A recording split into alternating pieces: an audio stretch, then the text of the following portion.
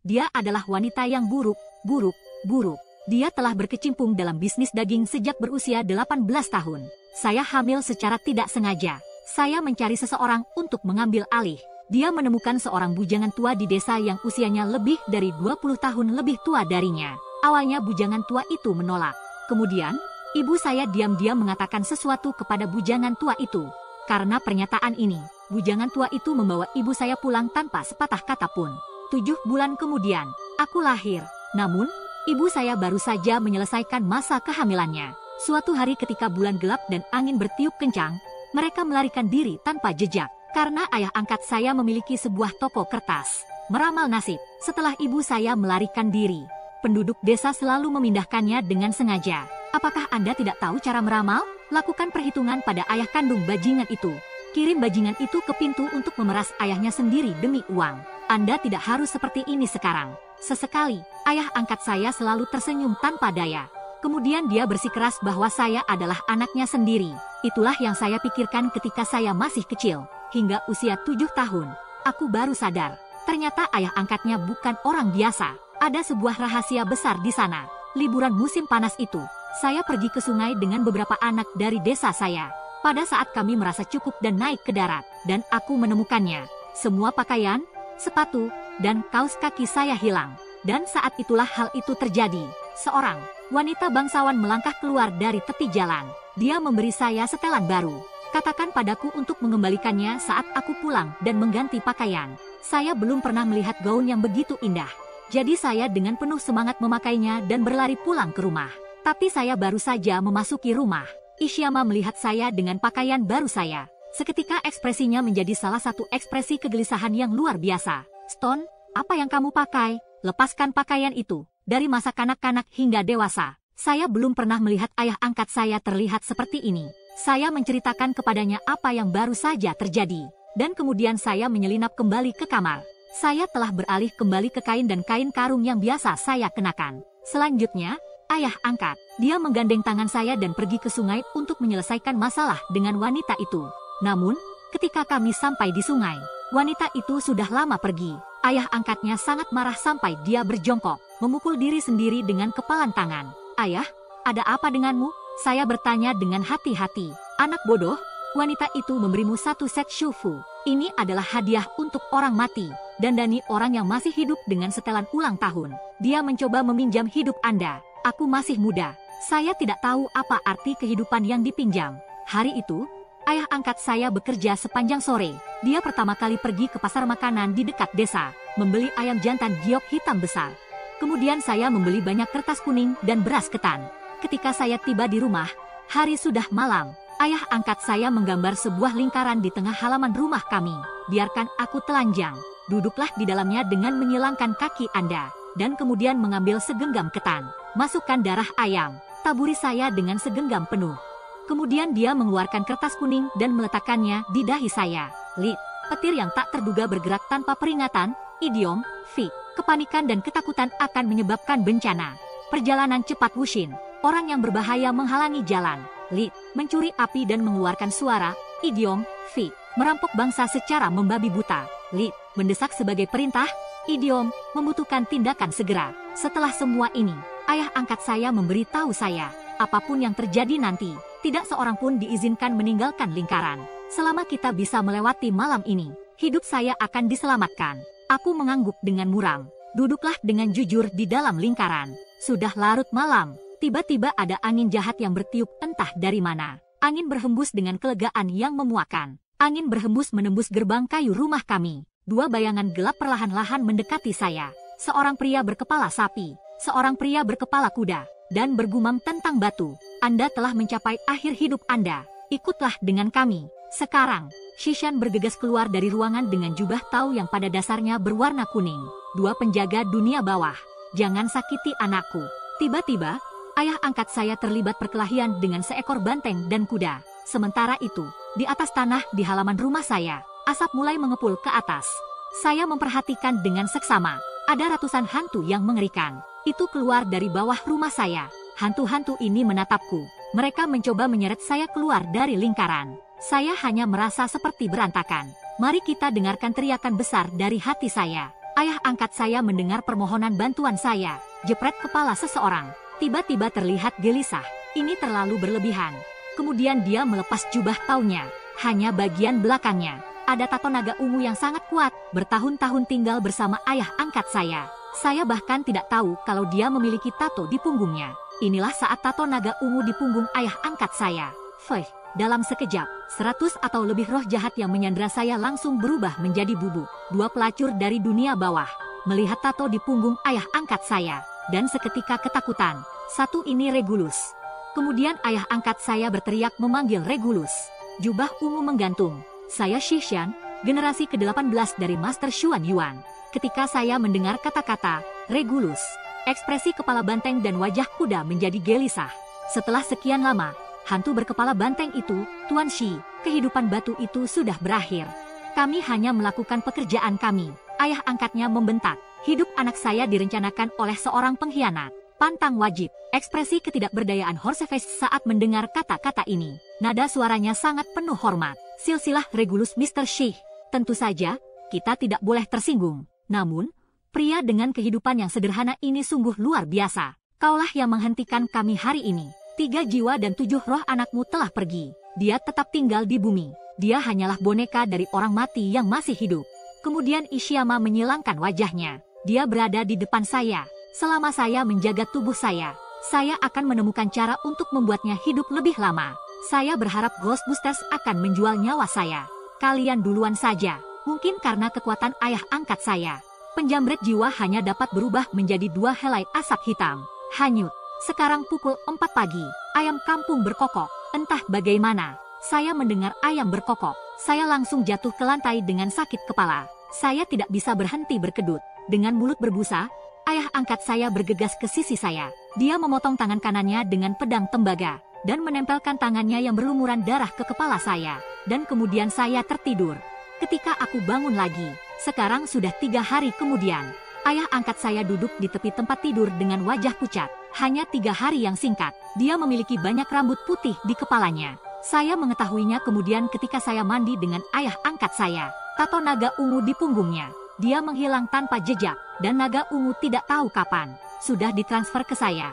Kemudian ayah angkat saya memberitahu saya, aku orang mati yang hidup sekarang. Pria dengan kehidupan yang rendah itu kejam, dan dengan keterampilan yang luar biasa. Bahkan dia tidak bisa melindungi saya sepenuhnya. Saya sedang tidak waras saat ini, dan itu adalah tubuh Yin murni. Kemudian dia berkata kepada saya, dengan sedikit rasa bersalah, "Nak, saya akan mentransfer segel Zilong kepada Anda. Itu adalah 30 tahun kehidupan yang hilang. Namun demikian, ini hanya dapat melindungi Anda selama maksimal 18 tahun. Pada hari ini, Anda adalah generasi ke-19 Regulus. Ayah mengajari Anda cara memilih. Anda harus mempelajarinya dengan baik. Dalam 18 tahun, Anda akan menghadapi situasi hidup dan mati. Jika berhasil, Anda akan mendapatkan jiwa Anda kembali. Jika gagal, Anda akan hancur berkeping-keping, menyala, tidak ada jiwa yang tersisa di dalam tubuh." Setelah itu, Ishiyama mengajari saya sihir Regulus setiap hari. Sudah 13 tahun berlalu. Saya baru saja berusia 20 tahun. Ishiyama meninggal dengan tergesa-gesa karena dia kehilangan 30 tahun hidupnya. Di pintu kematian, dia mengatakan kepada saya 3 hal. Hal pertama, saya ingin hidup. Kita harus menemukan keturunan Kaisar Wu. Dan itu harus seorang wanita, dengan darah 5 wanita untuk diri mereka sendiri. Ini adalah satu-satunya cara untuk memperpanjang hidup saya. Setelah penguburan kedua, hanya menuju ke utara. Temukan tempat di mana naga hitam mengendarai harimau. Buka toko di sana. Penerimaan orang-orang dengan takdir. Setiap kali saya ditanya, apakah orang itu baik atau jahat, saya harus membantu. Tetapi hanya dengan satu syarat, jangan pernah membantu genus lembu dan kuda, atau Anda akan mendapatkan apa yang akan terjadi pada Anda. Dan yang terakhir, ini adalah ketidaksetiaan pertama yang pernah saya temui. Seorang wanita dengan tahi lalat merah. Ini adalah takdir saya. Dia adalah hal terbaik yang pernah terjadi pada saya. Ini akan membantu saya melewati masa-masa sulit. Dengan itu, ayah angkat saya menghembuskan nafas terakhirnya, meninggalkan kerangka fana seseorang. Setelah menguburkan ayah angkat saya mengikuti instruksinya dan menuju ke utara. Aku tidak tahu tempat di mana naga hitam mengendarai harimau, begitu dia menyebutnya. Di mana tepatnya? Saya baru saja pergi ke stasiun kereta api untuk membeli tiket. Ikuti peta ke arah utara. Satu pemberhentian di kereta. Satu pemberhentian.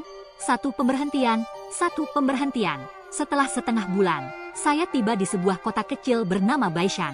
Letaknya di timur Laut Cina. Pegunungan putih dan perairan hitam. Pahlawan termasyur, roh tempat, idiom, tempat yang memperoleh pantulan kemuliaan dari seorang anak yang termasyur. Saya berdiri di depan stasiun kereta api, merasa tidak nyaman. Tiba-tiba, ada suara kecil yang memanggil nama saya dari belakang. Apa itu kau, Stone? Saya tidak yakin ada orang di kota kecil ini yang mengenal saya. Saya berbalik dengan kasar, hanya untuk menemukan sosok mungil. Ia berdiri tidak jauh dari saya. Ini Yo Wenwen, putri dari wali kota desa kami. Yo Wenwen setahun lebih tua dari saya. Saya dengar Anda gagal dalam ujian masuk tahun lalu. Tidak masuk ke perguruan tinggi. Dia pergi bekerja sendirian. Tidak menyangka, saya tidak percaya ini ada di kota kecil dan terpencil. Saya sangat senang melihatnya sehingga saya merespons Wenwen. Bukankah Anda sedang tidak bekerja? Mengapa Anda berada di Hakusan? Apa yang Anda lakukan di stasiun? Saat itulah saya menyadari bahwa pakaian Wenwen Yo benar-benar seksi. Kain lap kecil yang ketat, membungkus lekuk tubuhnya dalam sensualitas yang ekstrim. Selain itu, dia juga memegang papan nama Express Hotel di tangannya. Saya langsung mengerti apa yang dilakukan Wenwen Yo. Hal utama adalah wajah Yo Wenwen. Dia memiliki tahi lalat yang tumbuh di bawah mata kirinya. Jerawat merah lainnya di bagian atas hidung saya. Tahi lalat di bawah mata. Hidung seks utama hidung merah jerawat merah tampak mekar persik. Saya tidak bisa berhenti bernapas. Yo Wenwen sedikit malu. Saya bekerja di sini. Sulit untuk mencari pekerjaan di luar. Ayah saya selalu mendorong saya untuk mengirim uang ke rumah. Katanya kakak saya ada kencan. Tapi saya tidak punya uang untuk membayar mas kawin. Jadi, hei, saat ini, tidak mudah menghasilkan uang. Tetapi Anda tidak bisa berada dalam bisnis ini. Nada suara saya agak keras. Mungkin karena ibu saya sendiri. Akibatnya, saya selalu berprasangka buruk terhadap wanita dalam bisnis ini. Stone, apa kau meremehkanku? Yo Wenwen mengulurkan tangan untuk meraih lengan saya.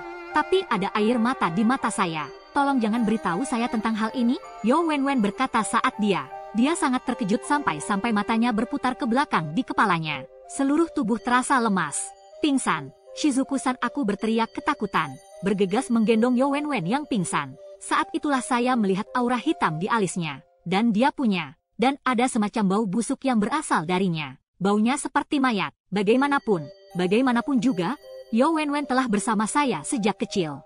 Meskipun ayahnya adalah kepala desa, tetapi keluarga Chow sangat patriarkis. Yo Wenwen tidak memiliki cukup makanan saat kecil. Sering dipukuli dan dimarahi. Dia bahkan tidak memiliki kesempatan untuk bersekolah di sekolah menengah. Yo Wenwen belajar dengan baik pada saat itu. Dia masuk ke sekolah menengah atas dengan nilai terbaik di daerahnya. Kepala sekolah sendiri yang datang ke desa kami, minta Yo Wenwen untuk pergi ke sekolah. Hari ketika Yo Wenwen mulai masuk sekolah menengah atas, kepala desa Yo mengertakkan gigi dan mengeluh ke arah pintu masuk desa. Katakanlah Anda tidak beruntung. Aku kutu buku, seorang gadis dari keluarga lain. Anda bisa bekerja di pabrik untuk menambah penghasilan keluarga setelah lulus SMP. Homegrown. Tapi dia adalah seorang pecundang yang hanya tahu bagaimana menghabiskan uang untuk pendidikan. Kemudian saya mendengar bahwa selama 3 hari ujian masuk perguruan tinggi, Yo Wenwen dikunci di rumahnya oleh kepala desa. Dia nyaris tidak bisa lolos. Tapi saya juga melewatkan 2 ujian. Itulah mengapa saya gagal. Diusir dari rumah.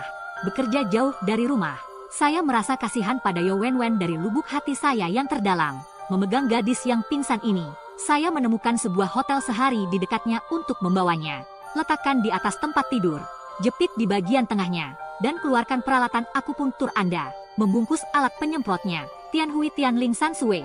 Ini hanya masalah waktu saja. Yo Wenwen terbangun. Saya duduk di tepi tempat tidur. Desahan yang berat. Dengan segala hormat, saudari Wenwen. Anda tidak akan hidup lama. Itulah jenis pekerjaan yang Anda lakukan. Dinodai dengan sesuatu yang najis. Saya yakin ini bukan pertama kalinya Anda pingsan. Mendengar suaranya, Yo Wenwen berbaring di tempat tidur. Terlihat pucat pasi. Saya pernah mendengar saya menyebutkan hal semacam itu. Itu dia dengan mata tertunduk. Air mata saya mulai menetes di mata saya. Aku tidak bersih. Memanjakan diri sendiri. Mungkin inilah yang Tuhan inginkan untuk saya. Saya tahu siapa Yo Wenwen. Masyarakat ini memiliki wanita yang paling merosot. Tapi aku mengerti. Yo Wenwen tidak seperti itu.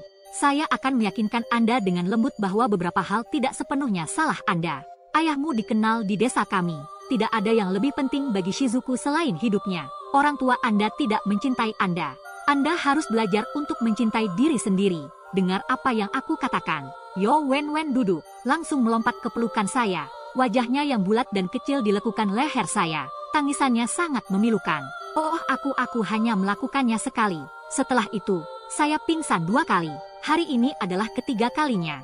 Yo Wen menangis pada saat yang sama. Dan kemudian mengoceh tentang saat pertama kali tiba di Hakusan. Tidak ada kualifikasi. Tidak memiliki pengalaman kerja. Hanya ada satu ekspres hotel di depan stasiun kereta. Perekrutan kasir meja depan. Hotel ini tidak membutuhkan banyak karyawan. Gaji bulanan 4.000. Yo Wen baru mengetahuinya setelah dia melamar pekerjaan tersebut. Ekspres itu berwarna merah muda. Tapi wanita yang memiliki hotel ini sangat baik. Biarkan Yo Wen bekerja sebagai kasir. Katanya gadis kecil itu masih muda. Jangan hidup tanpa martabat. Yo Wen telah bekerja di hotel ini selama 3 bulan. Gaji $4.000 per bulan. Dia memindahkan 3.500 rumah. Hingga bulan lalu, kepala desa Yo menelepon putrinya. Katanya, dia harus mendapatkan $20.000 dalam sebulan. Saudara laki-laki Yo Wen sedang menjalin hubungan. Keluarga tersebut tidak mampu membayar mas kawin. Pergi keluar dan pinjam uang. Namun, wanita itu menginginkan $20.000 sebagai deposit. Dan Anda harus melihat uangnya dalam waktu setengah bulan. Atau kita keluar dari pernikahan. Yo Wen tidak punya pilihan selain berbicara dengan istri bosnya. Anda hanya dapat memberikan diri Anda sendiri demi uang. Yo Wen mengatakan ada wajah hitam besar. Ini adalah orang luar. Saya menginap di Express Hotel. Di usia 40-an. Dia kecil dan jelek. Tapi wajah hitam besar itu begitu murah hati. Yo Wen hampir menangis. Saya dan wajah hitam besar itu. Dia check out keesokan harinya. Dia mengatakan bahwa dia sudah selesai dengan bisnisnya di Baeksan. Saya rasa saya tidak akan kembali. Wen Yo juga mengatakan, dia sangat baik kepada saya, dan memberi saya beberapa perhiasan kecil, sebuah kalung emas, dan liontin giok yang rusak. Yo Wen berkata, membuka tas kecil yang dibawanya. Liontin giok yang rusak ini diberikan kepada saya oleh wajah hitam besar itu. Saya menjual kalung emas yang dia berikan kepada saya. Saya menjual lebih dari 30 gram seharga 12.000. Saya juga mengirimkan uang tersebut kepada ayah saya. Yang tersisa hanyalah sepotong batu giok yang rusak ini. Aku mengambil giok putih ini. Namun, ini hanya setengah bagian. Tapi ini juga berat. Luar biasa bagus. Halus saat disentuh. Ini adalah batu giok putih yang bagus. Yo Wen, gadis kecil ini benar-benar tidak tahu apa yang dia bicarakan. Sepotong batu giok putih kambing ini memiliki banyak usia di dalamnya. Bahkan jika potongan batu giok ini rusak, Anda masih bisa mendapatkan sebuah cincin atau 2 anting. Bawa ke pasar. Harganya setidaknya 70.000 hingga 80.000 yuan. Saya menimbang batu giok yang pecah di tangan saya. Letakkan lagi di bawah hidung Anda dan cium baunya. Rasa tanah yang kuat dan baunya seperti mayat. Kemudian saya memutuskan bahwa itu adalah kantong tanah. Apa maksudmu? Yo Wen mengangkat alisnya. Mata yang menangis membengkak seperti kenari. Barang penguburan. Wajah hitam besar yang Anda bicarakan. Pasti seekor naga yang sedang menggali. Yaitu perampok kuburan profesional. Tentu saja, orang sekaliber dia tidak kekurangan uang. Makam yang dirampoknya adalah makam najis. Tubuhnya telah berubah. Dan rata-rata perampok kuburan leluhur, Anda akan memiliki senjata ajaib untuk mengusir roh jahat. Alasan mengapa? Jadi, perampok makam tidak akan terinfeksi oleh kelembapan. Namun, kelembapannya membuatnya tidak nyaman. Kalian berdua memiliki hubungan yang tidak biasa. Oleh karena itu, kelembapan menyerang tubuh Anda. Kau hanyalah manusia biasa. Keracunan adalah hal yang wajar. Pertama, Anda akan pingsan. Perlahan-lahan mimisan pun mulai terjadi. Semakin lama semakin lemah. Dia akan mati dengan cara yang kejam dalam waktu kurang dari 6 bulan. Yo Wen mendengar kata-kataku. Semuanya adalah warisan. Dan kemudian saya menangis terseduh-seduh. Apa yang harus saya lakukan? Stone, saya benar-benar tidak ingin mati. Jika aku mati, ibu saya tidak akan selamat. Ayah saya akan menjual ibu saya untuk mendapatkan uang. Mendengar bahwa saya menggenggam erat potongan batu giok yang setengah patah di tangan saya. Renungkanlah sejenak. Kemudian dia berkata kepada Yo Wen, jangan khawatir. Saya tidak akan membiarkan apapun terjadi pada Anda selama saya di sini. Aturan hukum untuk pasien Anda. Tetapi saya melewatkan bahan yang paling penting. Herbal apa? Yo Wen bertanya padaku. Rumput resmi, dunia kekacauan dan racun, idiom, umpama, pemberontakan terhadap aturan hukum. Penawarnya berada dalam jarak 100 langkah. Racun mayat tidak terkecuali. Kuburan mana yang biasanya dimutilasi? Produksi yang sangat beracun di dalam kuburan atau peti mati. Nah, di dalam peti mati atau sudut atau celah. Dan akan ada beberapa tanaman kecil yang tidak penting yang tumbuh. Ini adalah rumput peti mati. Rumput peti mati adalah penangkal yang baik untuk kelembaban. Hanya saja, mayat yang berbeda menghasilkan gas yang berbeda. Rumput peti mati tumbuh secara berbeda. Jadi, satu-satunya cara untuk mengetahuinya adalah dengan mengetahui bahwa wajah hitam besar. Kuburan siapa ini? Temukan katakombe yang asli. Ara, reputasi Anumerta. Ini satu-satunya cara untuk menyelamatkan Yo Wen Wen. Saya menjelaskannya secara singkat kepada Yo Wen Wen. Asal-usul rumput peti mati. Tapi wajah hitam besar itu sudah meninggalkan Hakusan. Saya juga tidak memiliki informasi kontaknya. Saya menganggukkan kepala dengan lembut. Dalam peti mati yang tidak terhalang, memiliki batu giok putih yang begitu halus sebagai objek pemakaman. Saya rasa ini bukan kuburan biasa, makam dari keluarga-keluarga besar. Ada ajaran yang sangat kuat dalam Feng Shui. Cukup gunakan metode membagi emas menjadi beberapa poin. Seharusnya tidak terlalu sulit untuk menemukan makam itu. Saya sedang berbicara dengan Anda, dan kemudian bertanya pada Yo Wen Wen. Apakah ada gunung di dekat Hakusan? Ada pegunungan tinggi di bagian tenggara. Ada pemakaman para martir di sana. Ada juga banyak pemakaman mewah. Mendengar apa yang dikatakan Yo Wen Wen, saya membuka tas ransel saya. Saya menemukan kompas yang digunakan ayah angkat saya ketika dia masih hidup. Ucapkan mantra, bagilah emas dan perbaiki poin dalam hati. Saat jarum kompas berputar, saya menyipitkan mata dan melihat melalui jendela ke kejauhan. Saya melihat jarum kompas akhirnya menunjuk ke arah barat laut. Lihat sekeliling. Memang ada pegunungan yang luas di barat laut. Pegunungan tidak terlalu jauh. Satu demi satu, ada asap putih di atasnya. Awan biru jernih yang membentang di langit. Idiom, aliran awan yang terus-menerus. Ini adalah tempat yang sempurna untuk dimakamkan. Apakah Anda tahu nama gunung itu? Yo Wen Wen melihat ke arah jari saya. Disitulah Baba Ocean berada. Aku mengangguk. Sekarang kita sudah memutuskan lokasi gunungnya. Pagi-pagi sekali keesokan harinya, Yo Wen Wen dan saya langsung pergi ke Baba Ocean. 1,5 jam. Saya melihat ke arah perbukitan di dekatnya. Pegunungan bergelombang. Ini seperti naga besar yang berkelok-kelok. Dan di sini, di kaki gunung Babao, lalu ada sungai yang menggembung. Sungai ini merupakan sungai yang lebar. Hancur lebur di kaki gunung hijau. Tampak garang, menyala, naga hitam mengendarai harimau. Di luar dugaan, saya akhirnya mengerti apa yang dikatakan oleh ayah angkat saya sebelumnya. Sepanjang jalan ke utara, temukan tempat di mana naga hitam mengendarai harimau. Membuka toko untuk menerima mereka yang ditakdirkan untuk berada di sana. Ternyata, bukanlah suatu kebetulan bahwa saya bertemu dengan Yo Wen Wen di Baishan. Semuanya ada di udara, ditahbiskan oleh surga. Kota Hakusan adalah tempat saya mencari naga hitam dan harimau.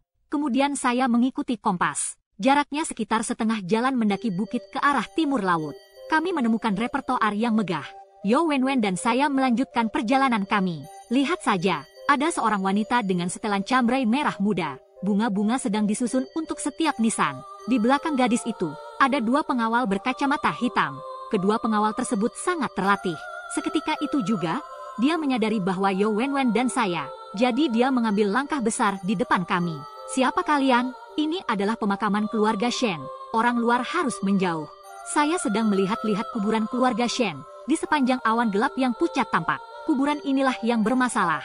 Saat ini, saya berteriak ke arah punggung gadis itu dan memanggil Nona Shen. Ada yang salah dengan nenek moyang keluarga Anda. Jika aku benar, bisnis keluarga Anda seharusnya sudah merugi selama beberapa tahun terakhir. Dengarkan aku. Gadis itu berbalik dengan terkejut. Namun, pada saat dia berbalik, saya melihatnya dari jauh. Wanita ini memiliki tahi lalat merah yang mempesona di alisnya. Itu adalah hal ketiga yang dikatakan ayah angkatnya dalam kata-kata terakhirnya. Seorang wanita dengan tahi lalat merah di alisnya. Dia adalah istri saya yang ditakdirkan. Saya melihat gadis di depan saya. Jantung saya berdegup kencang. Bagaimana mungkin ada gadis secantik itu? Saya melihat gadis itu berjalan ke arah saya. Pria ini, bisakah kita bicara lebih banyak? Saya kembali sadar dalam sekejap. Tahi lalat merah di alis gadis di depan saya. Saya tidak bisa berhenti merasa bahagia. Gadis itu mengatakan bahwa namanya adalah Shen Anran. Keluarga Shen dalam beberapa tahun terakhir ada masalah yang nyata dengan bisnis ini. Lihat sekeliling. Makam leluhur keluarga. Itu adalah awan asap yang gelap. Hal ini juga dikenal sebagai gas yang buruk. Ini adalah tanda yang jelas dari pembusukan. Keturunan dari keluarga tersebut adalah yang pertama kali kehilangan uang mereka. Saya khawatir dalam beberapa tahun ke depan, anggota laki-laki dari keluarga Shen juga akan mengalami bencana yang fatal. Shen Anran mengendus. Dia mengatakan kepada saya bahwa ini adalah makam kakek buyut saya. Ayah saya sendiri datang ke sini pada hari pertama setiap bulan, mengunjungi makam leluhur keluarga. Namun, belakangan ini ayah saya kurang sehat. Jadi saya menggantikan posisi ayah saya. Kirimkan beberapa penghormatan kepada para sesepuh di keluarga Anda. Saya pergi ke makam keluarga Shen. Lihatlah kuburan yang berbentuk setengah lingkaran, dikelilingi oleh lingkaran tanaman merambat hijau. Sebenarnya, tanaman merambat tumbuh di atas kuburan. Ini berarti banyak anak, banyak berkat. Ini juga merupakan simbol kesuburan. Itu mungkin Shen. Para pria dalam keluarga ini tidak memiliki anak selama bertahun-tahun ketika mereka masih muda. Itu sebabnya ia berada di dekat makam para tetua keluarga, menanam pemanjat. Hanya tanaman merambat hijau ini, akarnya sudah sedikit membusuk. Ivy selalu hijau. Semakin banyak anak laki-laki, semakin banyak kebahagiaan. Dan tanaman merambat yang terlihat oleh anak cucu mereka menjadi layu. Ini adalah tanda kemunduran keluarga Shen. Aku dengan santai menunjukkan Shen Anran. Ada sesuatu tentang tanaman merambat. Shen Anran mengendus, menutup mulutnya dengan tangan karena terkejut. Tuan Small, Anda adalah dewa yang sesungguhnya. Bagaimana Anda tahu bahwa tanaman merambat itu ditanam untuk bayi? Kemudian Shen Anran berbicara dengan santai tentang ayah saya. Pernikahan anak muda di usia muda, 6 atau 7 tahun menikah dan tidak ada apa-apa. Saya tidak dapat menemukan alasannya di rumah sakit. Tidak ada masalah dengan pria atau wanita. Dan kemudian saya bertemu dengan seorang pria yang terhormat. Orang itu mengajari ayah saya sebuah trik. Dikatakan menanam pohon pendakian di dekat makam para tetua mereka, untuk dapat berdoa memohon berkat dari para leluhur Tuhan. Berikan keluarga Shen seorang anak laki-laki. Kemudian tanaman anggur hijau ditanam kurang dari 2 tahun yang lalu. Saudara laki-laki saya lahir. Shen Anran mengatakan sementara, terkejut melihat tanaman merambat hijau. Hanya ekor tanaman merambat ini yang terlihat. Ada beberapa cacing putih yang padat di mana-mana. Shen Anran semakin yakin dengan apa yang saya katakan. Saya juga mengatakan bahwa saya ingin mengubah nasib keluarga Shen. Satu-satunya cara sekarang adalah dengan memindahkan kuburan. Anda tidak perlu memindahkan kuburan terlalu jauh. Tepatnya di sini, di Baba Ocean. Shen Anran mengabaikan fakta bahwa ia adalah seorang perempuan. Saya tidak melakukan apapun di rumah. Memindahkan kuburan adalah masalah besar. Saya akan membiarkan ayah saya yang memutuskan. Menjelang akhir turunan, Shen Anran tersenyum lembut ke arahku, Tuan kecil. Ada sesuatu yang saya tidak tahu apakah saya harus mengatakannya. Apa maksudmu? Aku sedikit salah. Shen Anran menutup mulut Cherry dengan tangannya. Saya pikir Anda sangat kuno ketika Anda serius. Saya langsung dihantam badai 10.000 titik. Apa aku terlihat tua? Tapi saya baru berusia 20 tahun. Aku menundukkan kepala. Lihatlah diri Anda dengan ngeri. Tidak dihias. Sudah cukup buruk bahwa calon istri saya membencinya. Shen Anran saya yang lama tersenyum lagi dan berkata, pria-pria di kota tua cukup tampan. Dan dengan itu dia berbalik dengan ringan, menuruni tangga dengan 2 pengawal. Tiba-tiba Yo Wenwen berbisik dari belakang dan memanggil saya batu.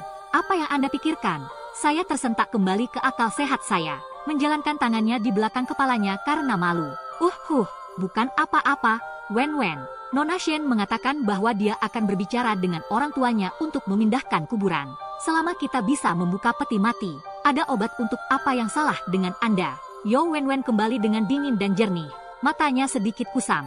Setelah sekian lama, barulah dia mengatakan bahwa Nona Shen cukup cantik, seperti peri yang tak terjangkau. Aku tahu. Saya kira gen dari orang tua juga tidak buruk. Yo Wenwen berkata dengan sikap mencela diri sendiri. Kami orang miskin tidak memiliki gen yang baik seperti itu. Semua hal yang baik adalah milik orang lain. Saya dapat melihat bahwa Yo Wenwen sedang dalam suasana hati yang buruk. Untuk keluarga vampir itu, dia memang sangat menderita. Kemudian Yo Wenwen mengatakan bahwa keluarga Shen adalah yang terkaya di Baishan. Tempat ini cukup terkenal. Saya tidak menyangka bahwa putri dari keluarga terkaya ini begitu santai. Saya tidak suka dengan apa yang saya dengar. Keluarga Shen adalah yang terkaya di Baishan. Shen Anran memiliki tahi lalat merah di alisnya. Ayah angkat berkata sekilas. Wanita pertama yang saya temui dengan tahi lalat merah di alisnya. Dia adalah istri saya yang ditakdirkan. Tapi Shen Anran berasal dari keluarga yang baik. Dan Anda secantik sebuah pertanyaan. Saya adalah kucing liar yang menyebalkan. Apa yang Anda inginkan dari gadis terkaya di dunia? Dalam perjalanan turun, Yo Wenwen dan saya tidak mengatakan apa-apa satu sama lain. Untuk pertama kalinya saya tahu bagaimana rasanya memiliki rasa rendah diri. Ini seperti mengambil sehelai rambut halus dan menusukkannya ke jantung. Yo Wenwen juga tidak mengatakan apa-apa. Penampilan Shen Anran, tanpa memperhatikan, hanya menghancurkan harga diri kedua pria itu. Keesokan paginya, aku mendapat telepon aneh. Suara pria itu terdengar sangat jelas ketika dia membuka mulutnya. Lembut, saya langsung mendengar suara Shen Anran. Tanyakan pada Ten Little, di mana lokasi Anda saat ini? Aku yang akan menyetir, menjemputmu. Ayahku ingin bertemu denganmu. Mari kita bicarakan tentang pemindahan makam keluarga kita. Saya memberinya alamat penginapan. Kalau begitu beritahu Yo Wenwen untuk tinggal di sini sampai aku kembali. Sekitar setengah jam atau lebih. Mobil masuk ke garasi sebuah villa. Shen Anran mengatakan kepada saya pulang ke rumah kemarin dan berbicara dengan ayah saya. Ayah saya memang berniat untuk memindahkan makamnya. Keluarga ini telah memiliki pembaca Feng Shui khusus selama bertahun-tahun. Ayah saya bilang dia ingin Anda datang. Mari kita bicara di antara kita sendiri. Lebih baik memindahkan makam leluhur sesegera mungkin. Saat dia berbicara, kami berdua turun dari mobil dan tiba di pintu masuk Villa Shen. Lihat sekeliling. Seluruh villa tertutup gas, menyala, awan hitam memenuhi langit. Tampaknya, nasib buruk keluarga Shen telah berlangsung selama bertahun-tahun. Ketika saya kembali ke hotel kemarin, saya telah berbicara dengan Yo Wenwen. Yo Wenwen hanya mengatakan bahwa keluarga Shen adalah yang terkaya di Baishan. Nama ayah Shen Anran adalah Shen Dongming. Hal ini sudah sering diberitakan di koran. Dia adalah seorang pengusaha lokal yang terkenal dengan jiwa filantropisnya. Ke kantor, menarik perhatian. Ini adalah meja teh kepala naga yang sangat besar. Seorang pria berusia 50-an tahun. Pria tua gemuk duduk di sofa. Shen Anran melihat pria tua yang gemuk itu, menyebutnya dengan penuh kasih sayang. Tanggapan Shen Dongming tidak keras. Dia sedikit kehabisan napas. Anda bisa melihat bahwa dia tidak berada dalam kondisi kesehatan terbaiknya selama 2 tahun. Di sebelah kiri Shen Dongming, ada juga seorang pria yang berpakaian seperti Algojo. Shen Anran meraih tangan saya dan memperkenalkan saya kepada ayahnya. Ini adalah pria tampan yang saya ceritakan kemarin. Pria muda. Dia langsung tahu bahwa keluarga kami telah merugi selama bertahun-tahun. Saya juga bisa melihat ada yang tidak beres dengan makam leluhur. Bahkan tanaman merambat yang ditanam di samping makam leluhur. Dia dapat memberitahu Anda alasannya. Shen Dongming mendengarkan kata-kata putrinya. Angkat kepala Anda dan ukur. Matanya mengungkapkan keterkejutan. Shen Dongming sedikit malu. Dia tidak mengatakan apa-apa. Sebaliknya, pria berjubah putih di sebelahnya berbicara dengan marah. Kau, keponakanku. Saya khawatir saya tidak membawa anak laki-laki kuning. Anda tahu, untuk semua hal suci yang telah Anda katakan tentang dia, ternyata itu adalah anak yang berbulu. Izinkan saya mendiskusikan Feng Shui dengan anak-anak saya yang berbulu. Sungguh membuang-buang waktu saya. Shen Dongming menuangkan secangkir teh untuk pria berjubah putih di sebelahnya. Dengan baik hati, jangan marah, Master Bian. Anran masih muda, tidak tahu banyak tentang hal itu. Siapapun bisa mengatakan apa saja. Dia berpikir orang lain memiliki kekuatan magis. Ketika sampai pada hal yang nyata, siapa yang lebih baik dari Master Bian? Anda adalah murid langsung dari Swanman. Di mana guru ilahi 4 koin? Ketika saya mendengar kata-kata 4 koin guru surgawi, aku menyipitkan mata, melihat ke arah pinggang pria berjubah putih itu. Sudah kubilang, pria berjubah putih itu memiliki 4 koin kuno yang tergantung di ikat pinggangnya. Kelas terendah dari para ahli langit mengenakan koin di pinggang mereka. Guru langit tingkat tertinggi hanya mengenakan 5 koin di pinggang mereka. Tapi saya melihat jubah putih di depan saya, meskipun didandani dengan cara perintis. 4 koin kuno lainnya tergantung di pinggangnya. Tapi saya tidak bisa melihat Xuan Qi pada orang tua ini. Seseorang yang merupakan praktisi yang berkomitmen. Semuanya penuh dengan aura Taoisme. Tetapi jubah putih itu datar. Dia tidak terlihat seperti mampu melakukan apapun. Saya hanya melihat orang-orang di depan saya. Tubuhnya tetap membeku di tengah ruang kerja. Dan tidak membantah Shen Dongming dan bandit berjubah putih ini. Atau Shen Anran tidak tahan. Cobalah untuk memberikan kata-kata yang baik untuk saya. Sejak zaman kuno, pahlawan telah lahir muda. Tuan Little masih muda. Saya mungkin tidak sekuat Master Bian, tapi ada yang salah dengan makam leluhur kami. Bagaimanapun juga, Tuan Little lah yang melihatnya. Saya rasa kami memiliki 1000 kuburan dalam keluarga kami. Mengapa kita tidak menyerahkannya kepada Tuan Little? Siapa yang menyangka Shen Anran akan mengemis? Shen Dongming belum membuka mulutnya. Namun, pria berjubah putih itu tiba-tiba berdiri. Lit, satu mendukung satu pertunjukan, idiom, fik, pertunjukan kekuatan dan keberanian, berjalan ke arah saya. Karena Anda adalah seorang praktisi, nah, apa garis keturunan Anda? Guru gantung Regulus dan guru surgawi Feng Shui, keduanya berada di bawah Xuan Man. Tidak ada yang namanya tinggi atau rendah. Hanya jubah putih ini yang memiliki. Setelah 50 tahun, tapi saya hanya mendapat 4 koin. Dan aku, Regulus, menggantung pintu master. Saya satu-satunya yang meneruskannya dari awal. Masa hidup orang tua ayah angkat. Dia mengajari saya semua keterampilan dalam hidupnya sejak lama. Jika kita berbicara tentang kungfu yang sebenarnya, saya tidak peduli dengan jubah putih. Namun ayah angkat saya mengajari saya berkali-kali sebelum dia meninggal. Anda harus tetap rendah hati. Saya mempertahankannya dengan jujur. Namaku Stone. Tidak ada yang tidak bisa dipelajari. Saya belajar dari ayah saya selama beberapa tahun. Saya dulu mengelola sebuah toko kertas kecil di desa bersama ayah saya. Belum pernah ke kota besar. Tapi Anda belum setua itu. Bahkan tidak ada sehelai rambut pun di kepala. Saya akan membebaskan Anda. Kembalilah ke tempat Anda berasal. Hanya saya yang bisa merawat makam keluarga Shen. Tapi Shen Anran masih ingin mengubah saya menjadi putih. Saya menggelengkan kepala dengan lembut. Yang satu ini memiliki koin di tubuhnya. Tetapi Yo Shen tidak memiliki kualitas Tao. Dia terus mengatakan bahwa dia punya sesuatu untuk saya. Tapi dia hanya ingin menjadi tuan rumah bagi ribuan makam keluarga Shen. Keluarga Shen adalah yang terkaya di Baishan. Selalu ada imbalan untuk bekerja untuk mereka. Karena keluarga Shen sudah memiliki orang berpangkat tinggi. Saya tidak bisa menyela. Saya hanya ingin mengingatkan pemimpin redaksi. Ribuan kuburan keluarga Shen tidak hanya mengandalkan Feng Shui biasa. Sesederhana menyesuaikan polanya.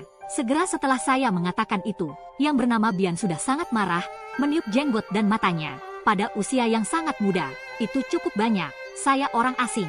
Bukan hak seorang anak kecil untuk memberitahu saya apa yang harus saya lakukan. Shen Dongming mengawasi dari samping selama setengah hari.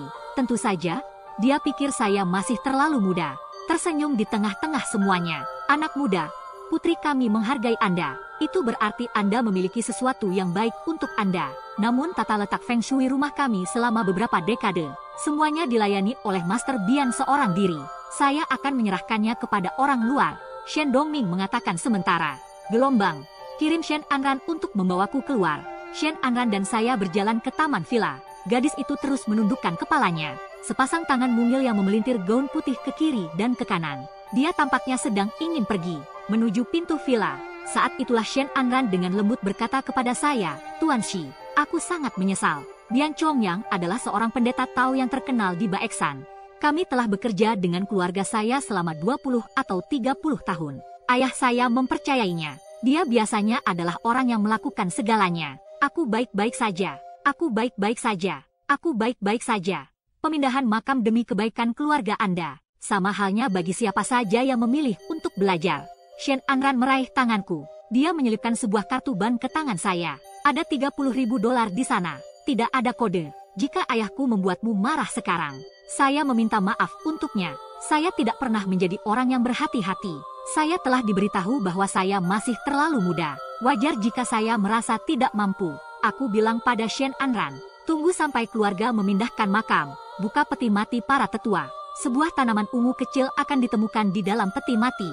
Saya berharap Shen Anran bisa menyelinap masuk dan memetik rumput ini untuk saya. Karena tanaman peti mati itu bisa saja menyelamatkan nyawa teman saya. Ambil kartunya. Saya menelepon Shen Anran kembali. Selembar kertas kuning yang dilipat menjadi segitiga. Dan mendesak Shen Anran. Pastikan Anda meletakkan kertas ini di dada Anda. Terutama pada hari peringatan 1000 makam. Karena saya sudah tahu bahwa keluarga Shen akan lahir. Akan terjadi pertumpahan darah pada hari 1000 kubur. Sama seperti yang saya katakan pada Shen Anran. Ada satu lagi Mercedes hitam. Dia berhenti tiba-tiba di pintu masuk rumah Shen. Seorang pria berusia 26 atau 27 tahun keluar dari mobil. Pria itu melewati Shen Anran dan saya. Tiba-tiba, Anda harus berdiri. Kau punya banyak keberanian, dasar pelacur kecil. Beraninya Anda membawa orang liar ke dalam rumah? Shen Anran melihat pria jangkung ini. Mendengar semua hal kotor yang dia katakan. Tapi saya tidak berani membantahnya. Saya hanya bisa menjelaskan dengan suara pelan. Batu adalah untuk Feng Shui. Guru, jangan menghinanya. Apa yang harus diminum Tuan Feng Shui? Sudah cukup dengan adanya Master Bian dalam keluarga kami.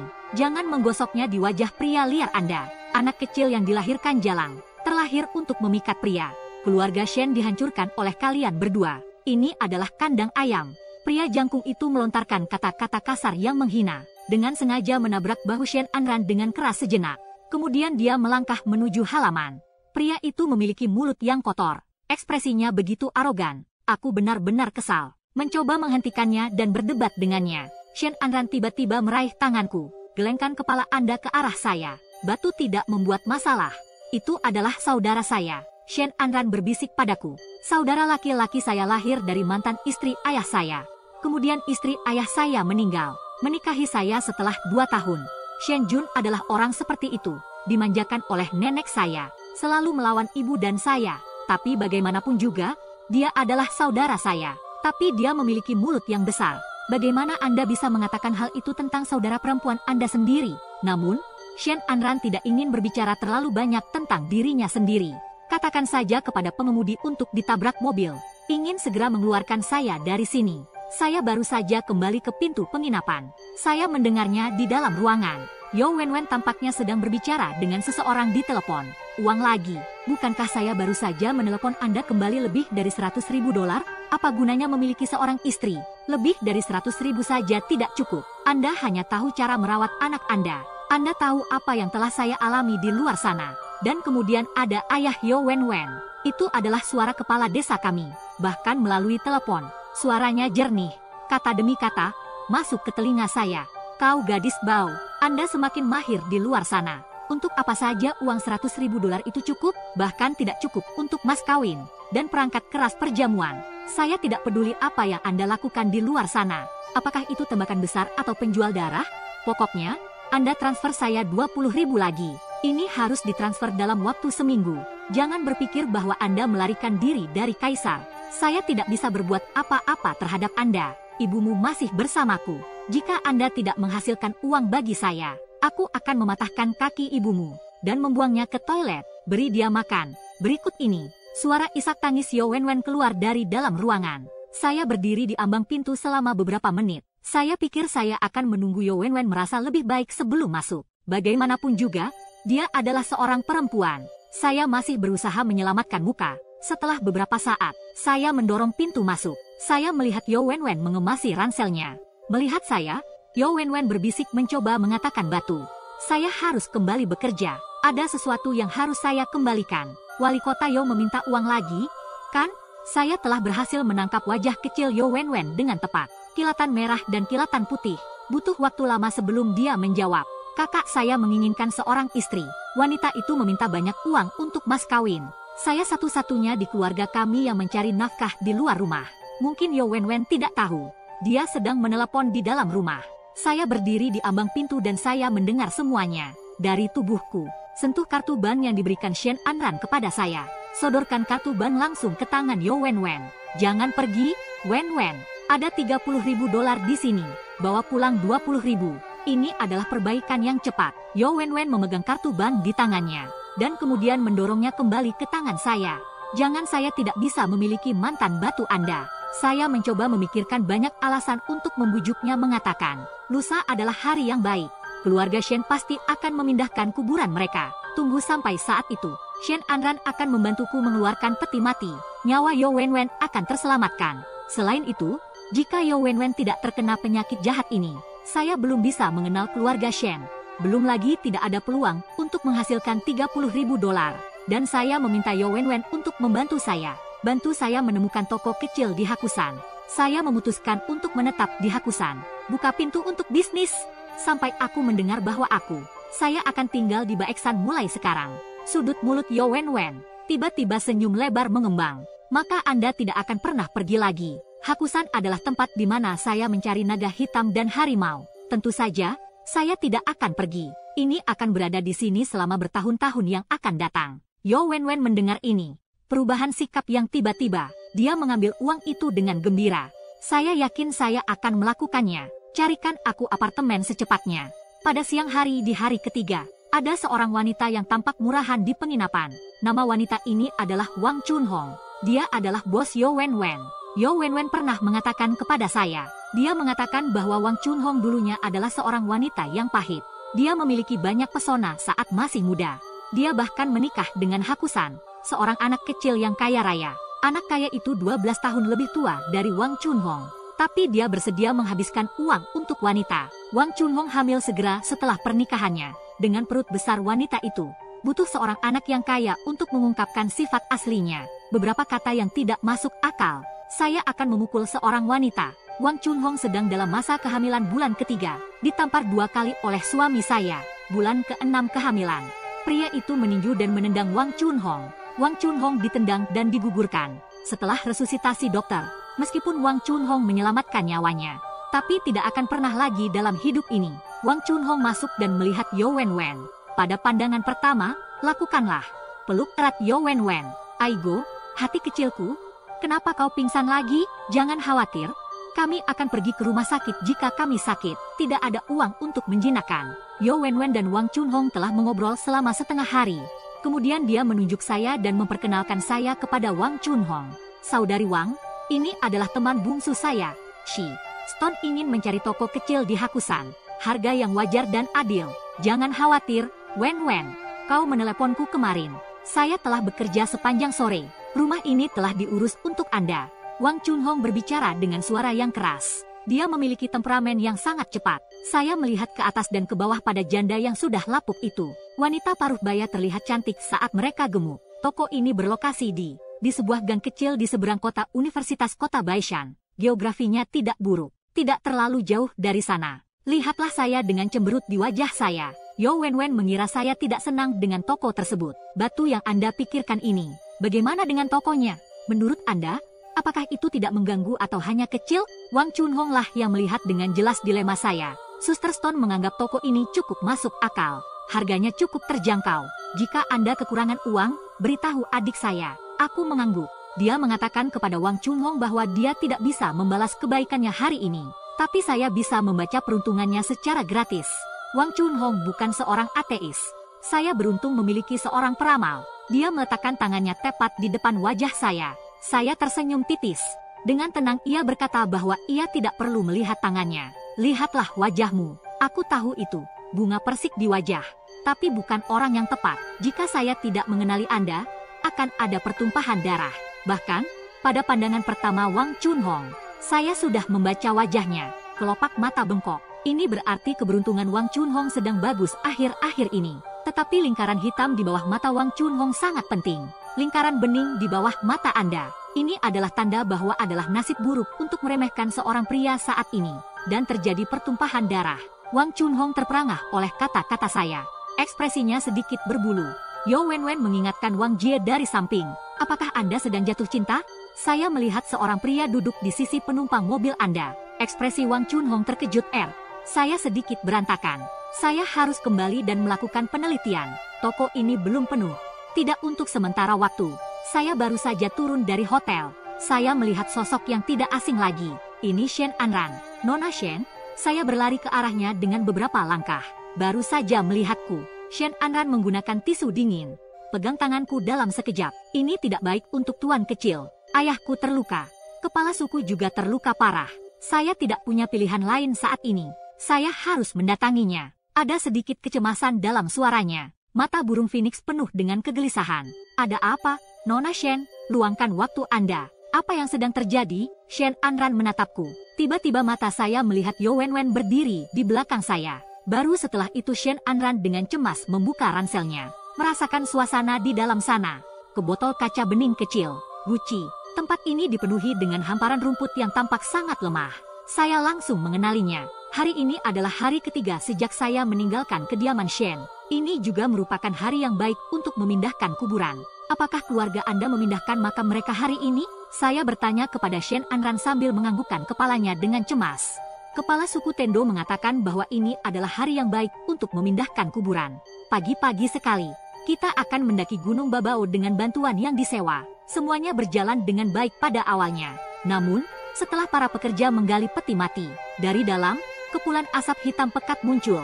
Baunya amis dan bau. Dan kemudian ada lubang besar di peti mati kakek saya. Ada yang tidak beres.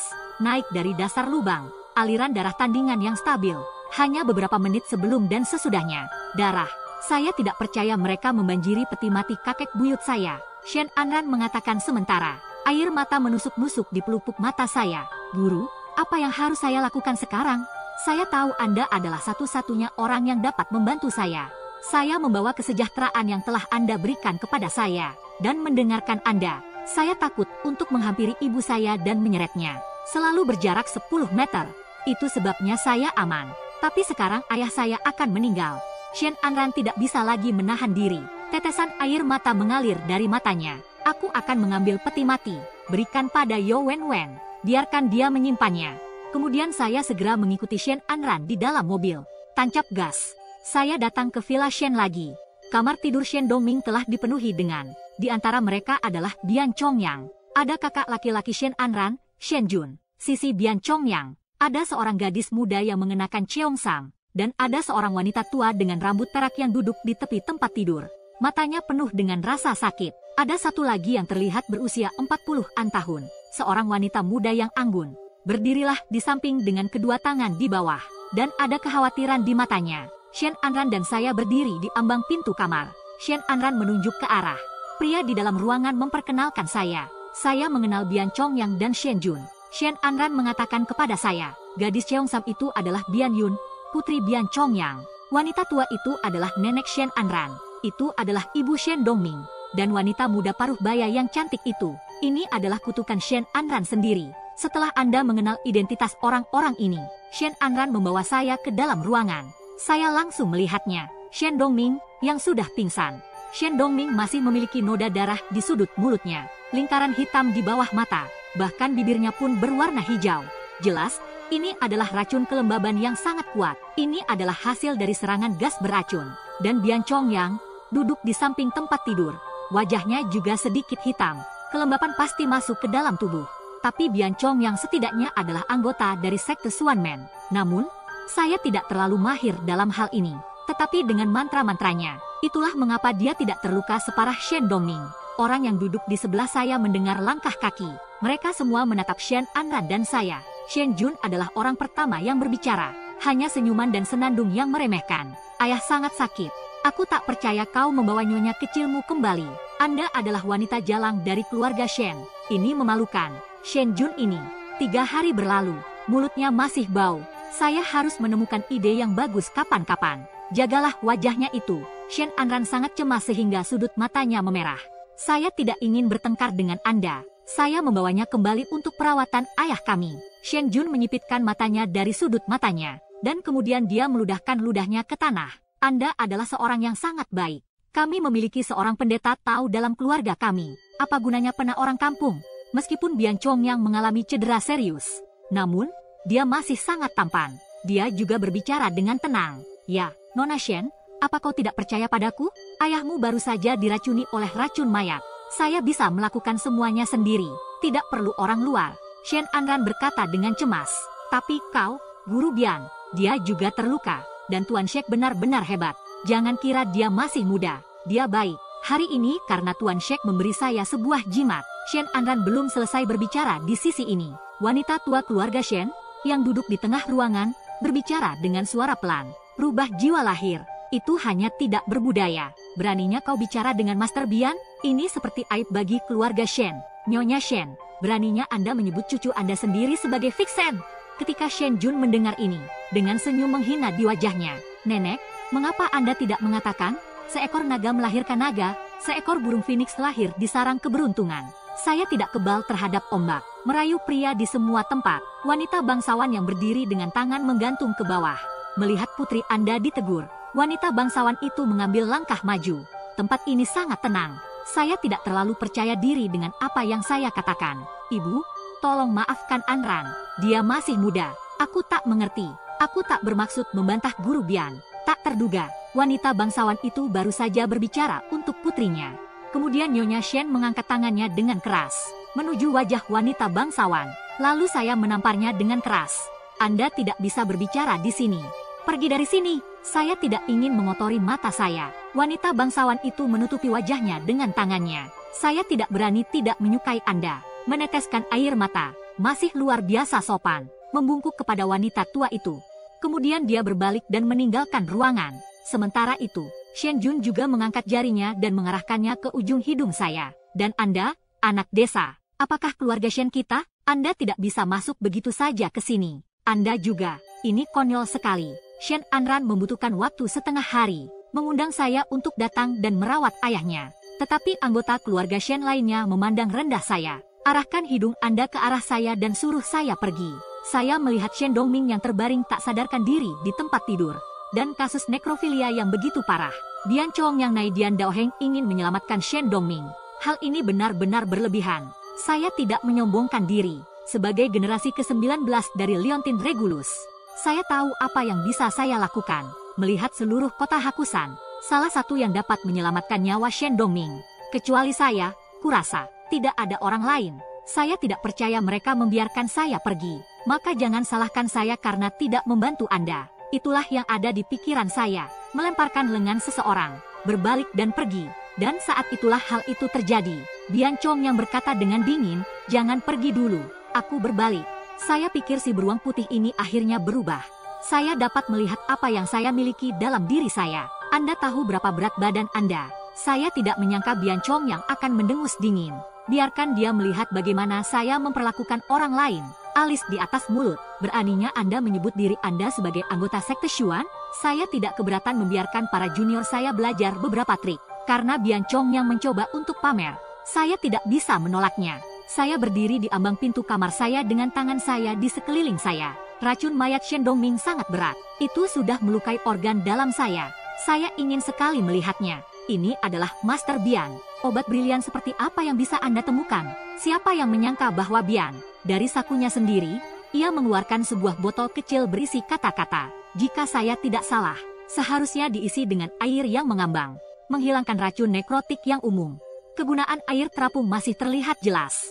Tetapi dalam menghadapi situasi Shen Dongming saat ini, saya khawatir hal ini akan menjadi kontraproduktif. Sudah kubilang, Wipwom Jan memegang vas di tangannya. Singkat, ini adalah pelampung air rahasia kami. Bahan yang digunakan sangat berharga. Sangat berharga. Selama kita memiliki pelampung ini, kelembaban di tubuh Master Shen akan segera dihilangkan. Di sebelahnya, Nyonya Shen mendengar ini. Beritahu Bian Chong yang segera, Guru Bian, selama kami bisa memperbaiki gawangnya, saya akan segera mentransfer 5 juta ke rekening Anda.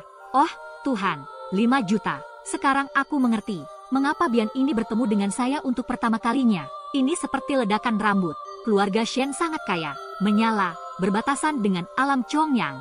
Aku ingin monopoli. Dia masih belum mau berbagi kue dengan Suanman lainnya. Bian Chongyang mendengar ada hadiah 5 juta dolar. Wajahnya sudah terlihat bahagia. Dia membuka vas bunga itu. Satu tangan menangkuk mulut Shen Dongming. Saya akan menuangkannya ke dalam mulutnya. Aku akan menghentikannya di sana. Aku akan menghentikannya di sana. Aku akan menghentikannya di sana. Tidak, Guru Shen. Racun tersebut telah memasuki 5 jeroan dan 6 usus. Pengapungan adalah kontraproduktif.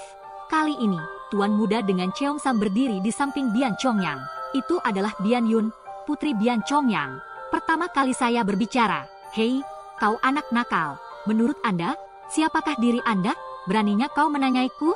Saya tantang Anda untuk memberitahu saya tanggal lahir Anda. Memiliki kesempatan, saya akan menunjukkan kepada Anda apa yang bisa dilakukan oleh keluarga Bian. Bian Yun berbicara dengan nada yang agak padat. Orang dari mazhab Suanmen, Anda harus menanyakan tanggal lahir Anda. Dia mungkin mencoba melakukan sesuatu yang jahat kepada saya, mencoba menyelamatkanku. Lihatlah Bian Yun ini, dia baru berusia awal 20-an. Ukurannya kira-kira seukuran saya. Seorang gadis muda, kau punya pikiran yang jahat, tapi saya bahkan tidak ingin berbicara dengannya. Belum lagi gadis kecil ini yang berusia awal 20-an. Bahkan Bian Chongyang, saya tidak akan memberinya waktu. Sama seperti gadis pembohong ini berdebat dengan saya. Bian Chongyang telah menaruh sebotol air yang mengambang. Semuanya masuk ke dalam mulut Shen Dongming. Jangan pernah berpikir bahwa saya akan berteriak. Namun semuanya sudah terlambat. Saya hanya melihat Shen Dongming terbaring di tempat tidur. Setelah minum pelampung, pertama, anggota tubuh bergetar, seperti tersentak, dan kemudian dia mulai memutar matanya, berbusa di mulut. Tunggu sampai akhir. Lingkar Shen Dongming perlahan-lahan mulai mengeluarkan asap putih. Orang-orang mulai merokok. Ini disebut penyebaran.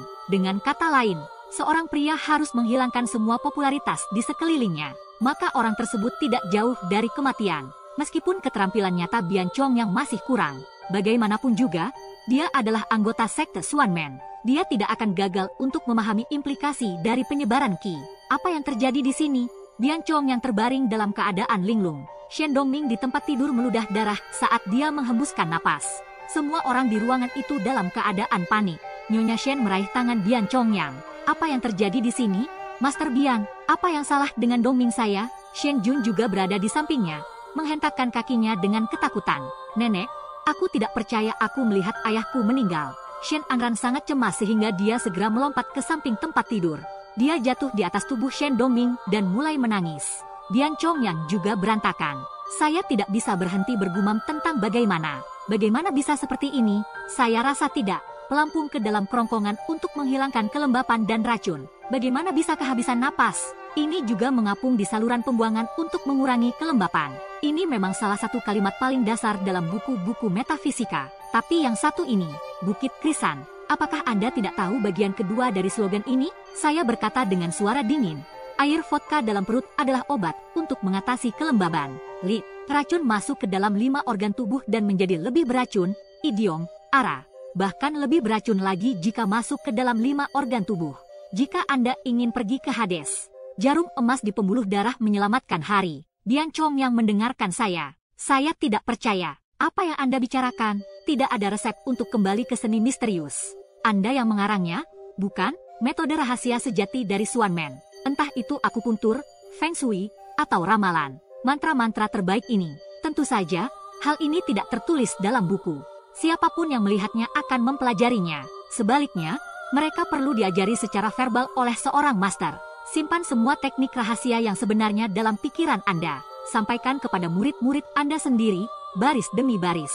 Itulah yang diajarkan oleh ayah angkat saya ketika saya masih kecil. 13 ajari saya seni menggantung Regulus. Saya tidak pernah diizinkan untuk melihat perbedaannya. Sebaliknya, dari pagi hingga malam, ajari saya mnemonik baris demi baris. Demikianlah penjelasan paling sederhana mengenai pembacaan mnemonik.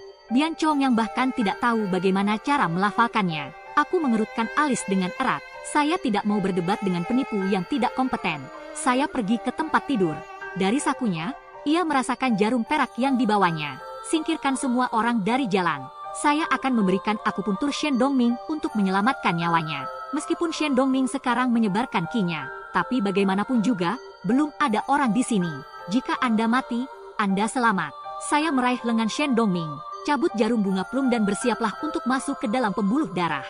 Dan saat itulah hal itu terjadi. Bride Chong yang berdiri di sampingnya. Pendeta Tao juga melihat sesuatu. Ya, akupuntur dapat mendetoksifikasi tubuh. Akupuntur untuk orang yang terkena uap jarum dapat menghilangkan kelembapan dan racun. Kita harus mengikat gerbang angin, kerucut langit, gerbang jiwa, dan 3 patroli. Tampaknya Chongyang bukanlah penjahat yang sepenuhnya. Saya hanya perlu berada di sana untuk menunjukkan kepada Anda. Dia dapat melihat bagaimana hal itu menyelamatkan nyawa. Tiba-tiba, Bian Chongyang berteriak dari samping. Bukan di situ titik gerbang angin berada. Seharusnya 3 jari ke bawah. Saya hanya berpikir dalam hati bahwa dia bukanlah seorang penjahat. Dia mulai mempermalukan dirinya sendiri sekarang. Saya menyipitkan mata dari sudut mata saya. Dia berkata dengan suara dingin. Anda masih seorang guru surgawi 4 orang bijak. Tidakkah Anda tahu bahwa ketika Anda keracunan, Anda akan mengalami kejang-kejang, kerusakan pada 5 organ dalam dan 6 usus? Apakah itu menyebabkan titik akupuntur tubuh bergeser? Kemudian Bian Chongyang menyadari apa yang sedang terjadi. Pertanyaan-pertanyaan untuk masyarakat ajaran iman. Bian Chongyang sedang berbicara pada saat yang sama, dan tubuhnya gemetar. Dia akhirnya mendapatkannya. Saya hanya seorang anak kecil di depan saya. Saya tidak tahu seberapa jauh dia lebih baik darinya. Saya akan mengambil jarum perak. Dia dengan santai menikam Shen Dongming beberapa kali. Ini hanya masalah waktu saja. Anggota tubuh Shen Dongming kembali stabil. Orang tidak meludah darah lagi. Gejala udara longgar di dalam tubuh juga telah hilang. Secara bertahap, bernapas pun menjadi lebih mudah. Saya sedang mengumpulkan tas akupuntur saya. Dan saat itulah hal itu terjadi. Shen Anran tiba-tiba mengeluarkan tangisan yang membuat kelopak mata ayahnya bergerak. Ayah sudah bangun. Dengan lembut saya mendongak ke arah tempat tidur. Pada saat ini Shen Dongming benar-benar telah membuka matanya. Ayah, akhirnya kau bangun juga. Shen Anran dengan penuh semangat melompat ke Shen Dongming lagi. Matanya merah karena menangis. Aku akan mengatakan, ayah, saat aku memukulmu, itu adalah batu yang menyelamatkan Anda. Rumah bordil. Tidak ada yang berani mengatakan apapun tentang saya lagi. Bian Chongyang berdiri di samping saya. Wajahnya hitam. Anak ini tidak bisa menyembunyikan apapun. Anda bisa mengetahuinya dari raut wajahnya. Dia masih belum yakin. Aku bangun, mengangguk ke arah Shen Dongming. Berbicara perlahan-lahan. Sudah menjadi tugas sekte Xuan untuk menyembuhkan orang sakit dan menyelamatkan nyawa. Dan Guru Shen, Anda sudah pernah mengalami hal ini. Hal ini terutama karena makam leluhur keluarga Anda tidak dipindahkan dengan benar. Kuburan menghantui tubuh. Lubang yang baru dipilih tidak tepat lagi. Ini adalah bencana alam bagi generasi mendatang. Bian Chong yang mendengarku. Sudah tenang, dia sekali lagi menjadi gelisah. Dasar anak nakal. Jangan berpikir Anda telah menyelamatkan Guru Shen sekali saja. Anda dapat mengatakan apapun yang Anda inginkan. Kali ini hanyalah suatu kebetulan. Tidak mungkin lokasi kuburan yang saya pilih salah. Saya adalah mantan guru. Seseorang pasti berada di lubang yang saya pilih. Hal ini dilakukan sebelumnya. Kamu sangat kejam padaku hari ini. Mungkin karena Anda serakah dengan uang keluarga Shen. Apakah Anda merusak makam leluhur keluarga Shen? Dia bukan mahasiswa hukum yang baik. Anda tahu cara Anda menaruh kotoran di kepala orang. Dia benar-benar menguasai ilmu pengetahuan. Saya hanya meminta apa yang saya inginkan. Ini adalah kata-kata terakhir yang diberikan ayah angkat saya sebelum dia meninggal. Shen Anran datang kepada saya secara pribadi untuk meminta saya menyelamatkan ayahnya. Itulah mengapa saya harus melakukan bantuan ini. Dan Shen Anran memiliki tahi lalat merah di alisnya. Dia adalah istri saya yang ditakdirkan. Kemudian Shen Dongming juga merupakan calon suami saya. Selamatkan orang tua Anda. Tentu saja, saya tidak egois. Saya tidak ingin bertarung dengan Bian Chongyang. Kemas tas akupuntur Anda. Saya berdiri dengan tenang dan berjalan ke sisi Bian Chongyang. Menyaksikan pria tua ini meniup alisnya karena marah. Tampilan yang mencolok. Saya tidak bisa berhenti tersenyum. Kau pandai meludah darah. Mengapa Anda tidak mengkhawatirkan diri Anda sendiri, sementara aku bicara? Kedua mata melirik ke arah tangan kanan Bian Chongyang sambil lalu. Bian Chongyang juga telah diracuni oleh mayat tersebut. Meskipun di permukaan masalahnya tidak serius. Tapi saya tahu di dalam hati saya. Racun nekrotik di kuburan keluarga Shen bukanlah pencarian. Gas-gas beracun yang biasa. Racunnya sangat kuat. Bagi mereka yang sudah mengenal Taoisme, ini memiliki efek serangan balik yang sangat dahsyat. Saya berbisik dingin di telinga Bian Chongyang. Saya pikir Anda akan segera mati. Lebih baik tidak terlalu serakah dengan uang. Luangkan waktu Anda untuk menemukan makam yang bagus. Sementara aku bicara, berbaliklah dan berjalan keluar ruangan. Melewati Shen Jun, tubuhku tiba-tiba bergetar. Shen Jun, 1952, pejabat urusan luar negeri, RRT. Ada aroma aneh tentang dirinya. Saya tidak bisa tidak melihat ke atas lagi. Perhatikan baik-baik wajah Shen Jun. Berseri-seri, aromanya tetap bertahan. Saya rasa tidak. Saya berdiri diam untuk waktu yang lama. Atau Shen Anran memanggil saya dari belakang? Batu terima kasih telah menyelamatkan saya. Kan, aku akan membawamu kembali. Shen Anran mengatakan sementara. Sambil menuntun saya keluar dari ruangan. Shen Anran membantu saya memasang sabuk pengaman karena kebiasaan. Saya menahan napas. Berseri-seri dari telinga-telinga. Hanya untuk hari ini, Shen Anran tidak dalam suasana hati yang baik untuk menggoda saya. Nona Shen, saya rasa nenekmu tidak terlalu menyukainya. Shen Anran menghela nafas. Tidak apa-apa untuk merasa lega. Nenek agak sedikit patriarkis. Saya lebih suka kakak laki-laki saya. Dan sebagian besar karena ibu saya. Shen Anran mengatakan ini. Ada sesuatu yang menarik dalam suaranya. Ini karena siapa ibu saya? Bukan. Siapa bibi? Aku merasa ingin bertemu bibi hari ini. Dia cukup cantik, sangat berkelas. Shen Anran berpikir selama setengah hari. Menatap ke samping ke arah daun telinga saya lagi. Apa kau akan membenciku? Stone, entah bagaimana. Shen Anran mengoceh kata-kata. Saya sedikit kewalahan. Pegang celana Anda dengan kedua tangan. Seharusnya Anda yang tidak menyukai saya. Keluarga Anda adalah yang terkaya di Baishan. Saya adalah seorang peramal. Saya belum selesai bicara. Shen Anran menutup mulutku. Apakah Anda ingin minum dengan saya? Stone, melihat keindahan gelap malam yang membentang. Undang saya untuk minum. Secara moral, saya akan menolaknya. Namun, sementara pikiran saya terguncang. Kaki Shen Anran di pedal gas telah membawa saya ke pintu sebuah pub yang sangat sibuk. Dia meraih tangan saya. Bawa aku ke pub. Minum anggur sebagai pendamping. Sambil berkata kepada saya dengan santai. Keluarga ayah saya sangat berkecukupan. Nenek moyang saya telah berbisnis selama 3 generasi. Istri aslinya juga seorang pengusaha. Ibu dari saudara laki-laki saya sendiri. Kedua keluarga sangat cocok dalam hal status sosial. Mereka mengatakan bahwa mereka sangat jatuh cinta pada saat itu. Kemudian istri pertama ayah saya meninggal. Butuh waktu 2 tahun lagi untuk bertemu dengan ibu saya. Ketika ayah saya bertemu dengan ibu saya baru saja tiba di Hakusan. Saya bekerja sama dengan beberapa suster untuk mencari pakaian di pasar. Ayah saya jatuh cinta pada ibu saya pada pandangan pertama. Laki-laki duda, perempuan yang belum menikah. Ini adalah pasangan yang bagus. Sebenarnya, baru kemudian nenek menyelidiki identitas ibu saya. Pada titik ini suara Shen Anran sedikit tercekat. Ibu saya bukanlah wanita yang lugu. Setelah penyelidikan nenek, dia dan saudara perempuannya dulu berkecimpung dalam bisnis tersebut. Ibu saya pernah menikah sebelumnya, hanya saja tidak dengan lisensi. Saya telah tinggal bersama pria itu selama berbulan-bulan tanpa alasan. Dan ibu saya mengasihi orang kaya dan orang miskin. Orang itu menyingkirkannya karena dia tidak punya uang. Dan kemudian saya bertemu dengan ayah saya. Anda akan mulai bertingkah polos dan imut. Ketika Shen Anran mengatakan ini, tangan saya berkeringat. Kasus ibu Shen Anran, mengapa hal ini terdengar begitu akrab bagi saya? Saya pernah berkecimpung dalam bisnis semacam itu, membenci orang miskin dan mengasihi orang kaya. Saya tidak menikah dengan pria lain. Selama beberapa bulan, saya tidak suka dengan kemiskinan orang itu, dan kemudian mereka saling menginjak satu sama lain. Keadaan ini, mengapa Anda ingin menjadi seperti wanita yang ada di kepala saya? Kenapa kau meninggalkanku? Orang yang mengambil semua uang Ishyama. Dalam hal ini, keringat dingin mengucur di dahi saya. Shen Anran sedikit mabuk. Ceritakan semuanya. Nenek saya tidak akan menyetujuinya. Seorang wanita seperti ibu saya menikah dengan ayah saya. Tapi ibu saya punya pikiran sendiri. Dengan saya, Lid, ibu dengan anak yang berharga, idiom, kiasan. Seorang anak setua ibunya. Dia bahkan melahirkan dan membesarkan saya hingga saya berusia 3 tahun. Ayah saya berhati lembut dan menyayangi putri saya. Akhirnya, ketika saya berusia 3 tahun, secara resmi saya dan ibu saya kembali ke keluarga Shen. Dengan panik, saya bertanya kepada Shen Anran dengan suasana hati yang luar biasa khawatir. Enron, bolehkah saya menanyakan nama ibumu? Jangan pernah menelepon Huang Xiuxia. Jangan pernah menelepon Huang Xiuxia. Saya telah berdoa ribuan kali dalam hati saya. Saat saya mendongak dengan rasa takut yang luar biasa. Ketika dia bertemu dengan tatapan Shen Anran. Shen Anran benar-benar menggembungkan pipinya dan membuat lesung pipit. Lalu, kepalanya terasa berat. Dia jatuh di atas tubuhku.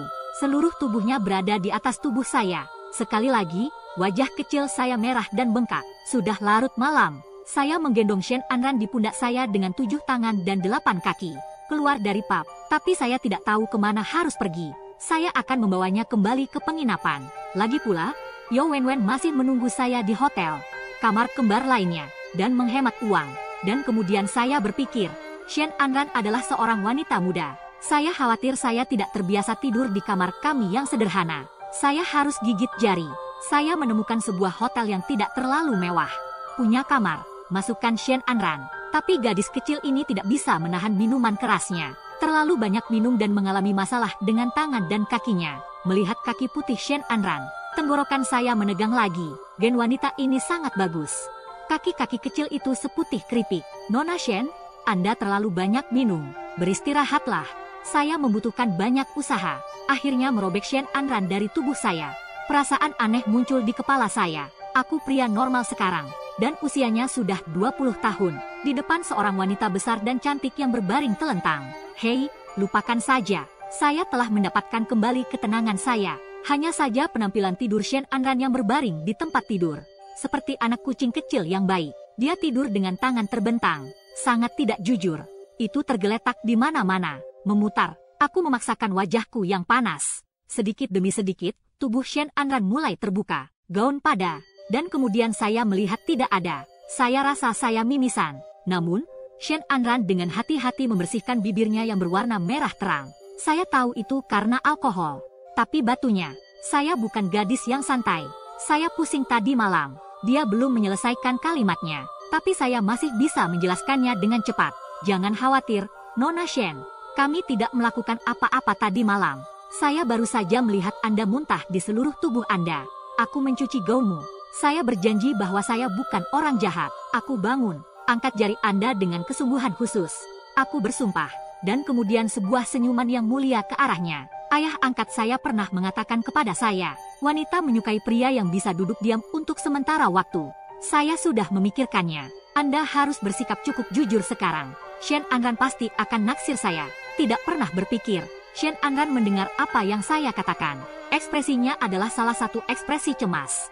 Sesaat menjatuhkan matanya. Ada sedikit kehilangan di matanya. Nana, terima kasih Stone. Suaranya lembut, tapi tidak ada emosi. Ucapan terima kasih sepertinya tidak terlalu tulus. Apakah mungkin apa yang dikatakan oleh ayah angkat saya adalah sebuah kebohongan? Bukankah wanita menyukai pria yang jujur? Saya akan mengambil pakaian saya dari kamar mandi. Biarkan Shen Anran berganti pakaian. Saya tidak kembali ke hotel sepanjang malam kemarin. Saya ingin tahu apakah Yo Wenwen akan khawatir. Shen Anran membawa saya kembali ke hotel. Bahkan tidak ada ucapan selamat tinggal. Meringis. Satu kaki menginjak gas dan kita berangkat. Apa yang salah dengan wanita ini? Menyala, mengubah wajah lebih cepat daripada buku.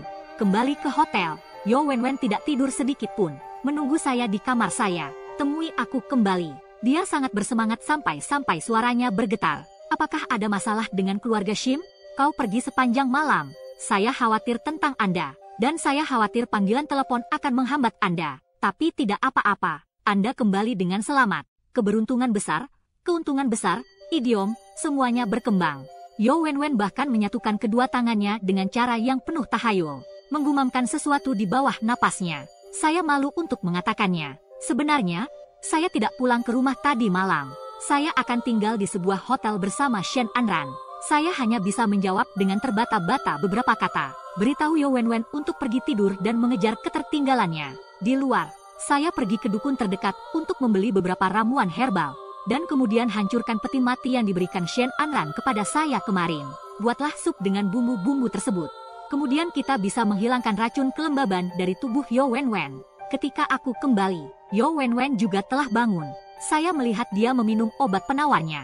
Hanya untuk melihat Yo Wenwen berdeguk. Setengah mangkuk obat mengandung racun. Segera setelah itu, keringat panas mengucur deras di dahinya. Berkeringat itu baik, karena berkeringat dapat mendetoksifikasi. Saya berkata sambil tersenyum. Yo Wenwen juga mengatakan bahwa batu itu sudah beberapa tahun berlalu. Anda semakin mahir dalam hal ini. Obatnya baru saja turun. Saya hanya merasa mendapatkan banyak kekuatan. Saya rasa Anda bukan orang yang sama seperti dulu. Yo Wenwen mengatakan sementara. Lihatlah aku dengan penuh kasih sayang.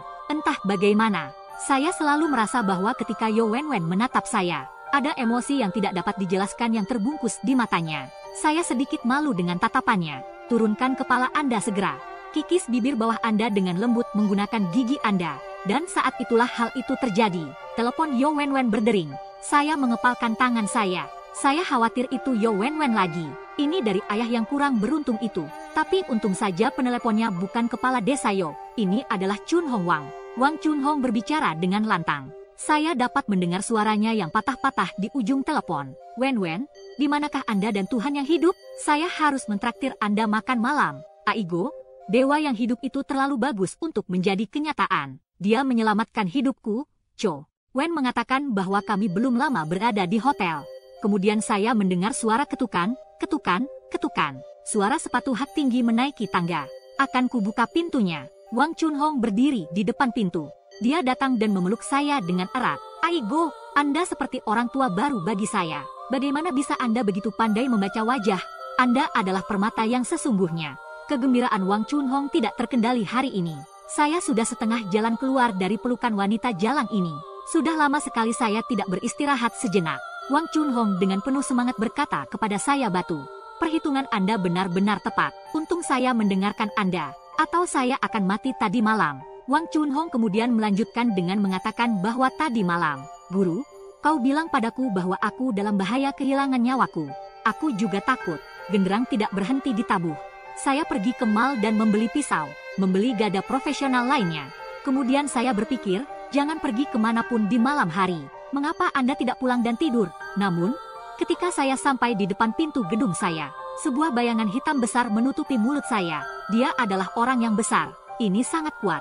Ketika Anda menyeret saya ke sudut dan celah, saya baru saja melihat bahwa itu adalah Zhang Lei. Zhang Lei awalnya menangis. Dia bilang dia tidak ingin putus dengan saya. Dia dan saya sedang jatuh cinta. Saya tidak tahu apa yang salah dengan diri saya. Membuat saya memblokir semua kontaknya. Saya juga berbicara dengan cepat saat itu. Katakan saja dia berhutang. Dia mencoba menipu saya dengan uang saya. Saya baru saja mengatakannya. Saya akan menyesali hal ini. Sudah kubilang. Zhang Lei juga membawa pisau. Dia langsung menodongkan pisau ke leher saya, menjambak rambut saya dengan satu tangan. Dia menyuruh saya mentransfer uang kepadanya saat itu juga. Dia memaksa saya untuk memberikan catatan dan sidik jari. Yang bisa saya lakukan hanyalah berbisik meminta maaf. Saya tidak memiliki banyak uang tunai. Mereka semua memiliki jangka waktu yang tetap. Saya akan mentransfer 30.000 kepadanya terlebih dahulu. Hang Lei menusukkan pisau ke punggung saya. Melihat saya mentransfer uang kepadanya. Terima kasih untuk keberanian saya. Saat itu juga gelap. Saya rasa mereka tidak akan bisa melihat Anda ketika Anda melakukan sesuatu yang konyol. Saya mengambil kesempatan untuk mengeluarkan ponsel saya. Tarik gada. Ada kerah renda di bagian depan. Menendang tumitnya. Lepaskan kaki Anda dan lari sekuat tenaga. Untung saja lingkungan saya berada di ujung jalan. Saya berlari dan berteriak tentang seorang gangster. Pornografi tepat pada waktunya untuk beberapa pengendara sepeda motor di sisi jalan. Pemalas. Mereka semua cukup benar.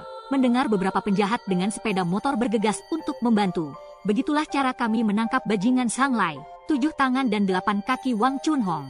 Ceritakan apa yang terjadi padamu tadi malam. Tidak bisa tidak mengatakan bahwa dia punya banyak keberanian. Wang Chunhong mengatakan ini, dan dia mengangkat tangan kanannya yang gemuk untuk menunjukkan kepada saya. Namun, tadi malam juga berbahaya. Tangan kanan saya teriris ujung pisau saat berlari. Ada luka besar. Setelah Hang Lei ditangkap oleh para pemuda, dia merasa kesakitan. Langsung ke kantor polisi. Kemudian dia menghabiskan malam di kantor polisi untuk membuat pernyataan. Menuntut Hang Lei atas perampokan dan pembunuhan. Menusuk. Ngomong-ngomong soal itu, Wang Chunhong bertanya kepada saya tentang Tuhan yang hidup lagi. Apakah Anda pikir saya telah mengalami pertumpahan darah? Apakah ada hal lain yang bisa terjadi pada saya setelah ini? Aku sangat tidak beruntung. Kau benar-benar bajingan. Saya sudah menemukan jawabannya. 40S. Apa gunanya menjalin suatu hubungan? Mengapa Anda tidak bermain dengan susah payah untuk mendapatkannya? Kemudian saya tersenyum tipis ke arah Wang Chunhong, saudari Wang. Jangan khawatir, pertumpahan darah sudah berakhir. Mereka akan dihukum oleh hukum. Dan apa yang baru saja Anda katakan tentang perasaan? Saya mengamati dengan seksama wajah Wang Chunhong. Orang yang mengganggu dengan penglihatan kabur di sudut mata. Keberuntungan selalu baik. Dan lingkaran hitam di bawah mata Wang Chunhong memudar. Artinya, ini sudah berakhir. Dan mata Wang Chunhong sedikit merah. Dan 2 jerawat di pipi kanan saya. Ini semua adalah simbol keberuntungan Wang Chunhong.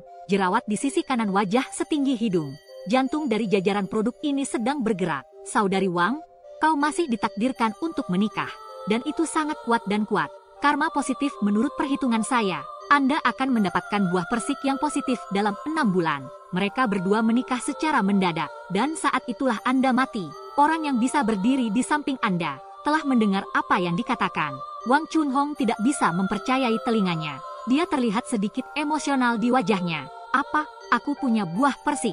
Saya pikir saya akan sendirian selama sisa hidup saya. Seorang wanita tidak dapat memiliki anak di usia 40-an. Saya berpikir untuk menyimpan lebih banyak obat tidur. Ketika saya sudah tua dan benar-benar sakit, saya akan berjalan-jalan sendiri. Wang Chunhong mengalami masa-masa sulit dalam hidupnya. Kekerasan dalam rumah tangga oleh suami, kehilangan rahim. Tapi untunglah mantan suami hewan itu meninggal dalam kecelakaan mobil, meninggalkan banyak uang untuknya. Mungkin itu mertua saya. Hati Wang Chunhong berada di tempat yang tepat. Dia mencoba menaruh uang di tangan saya lagi.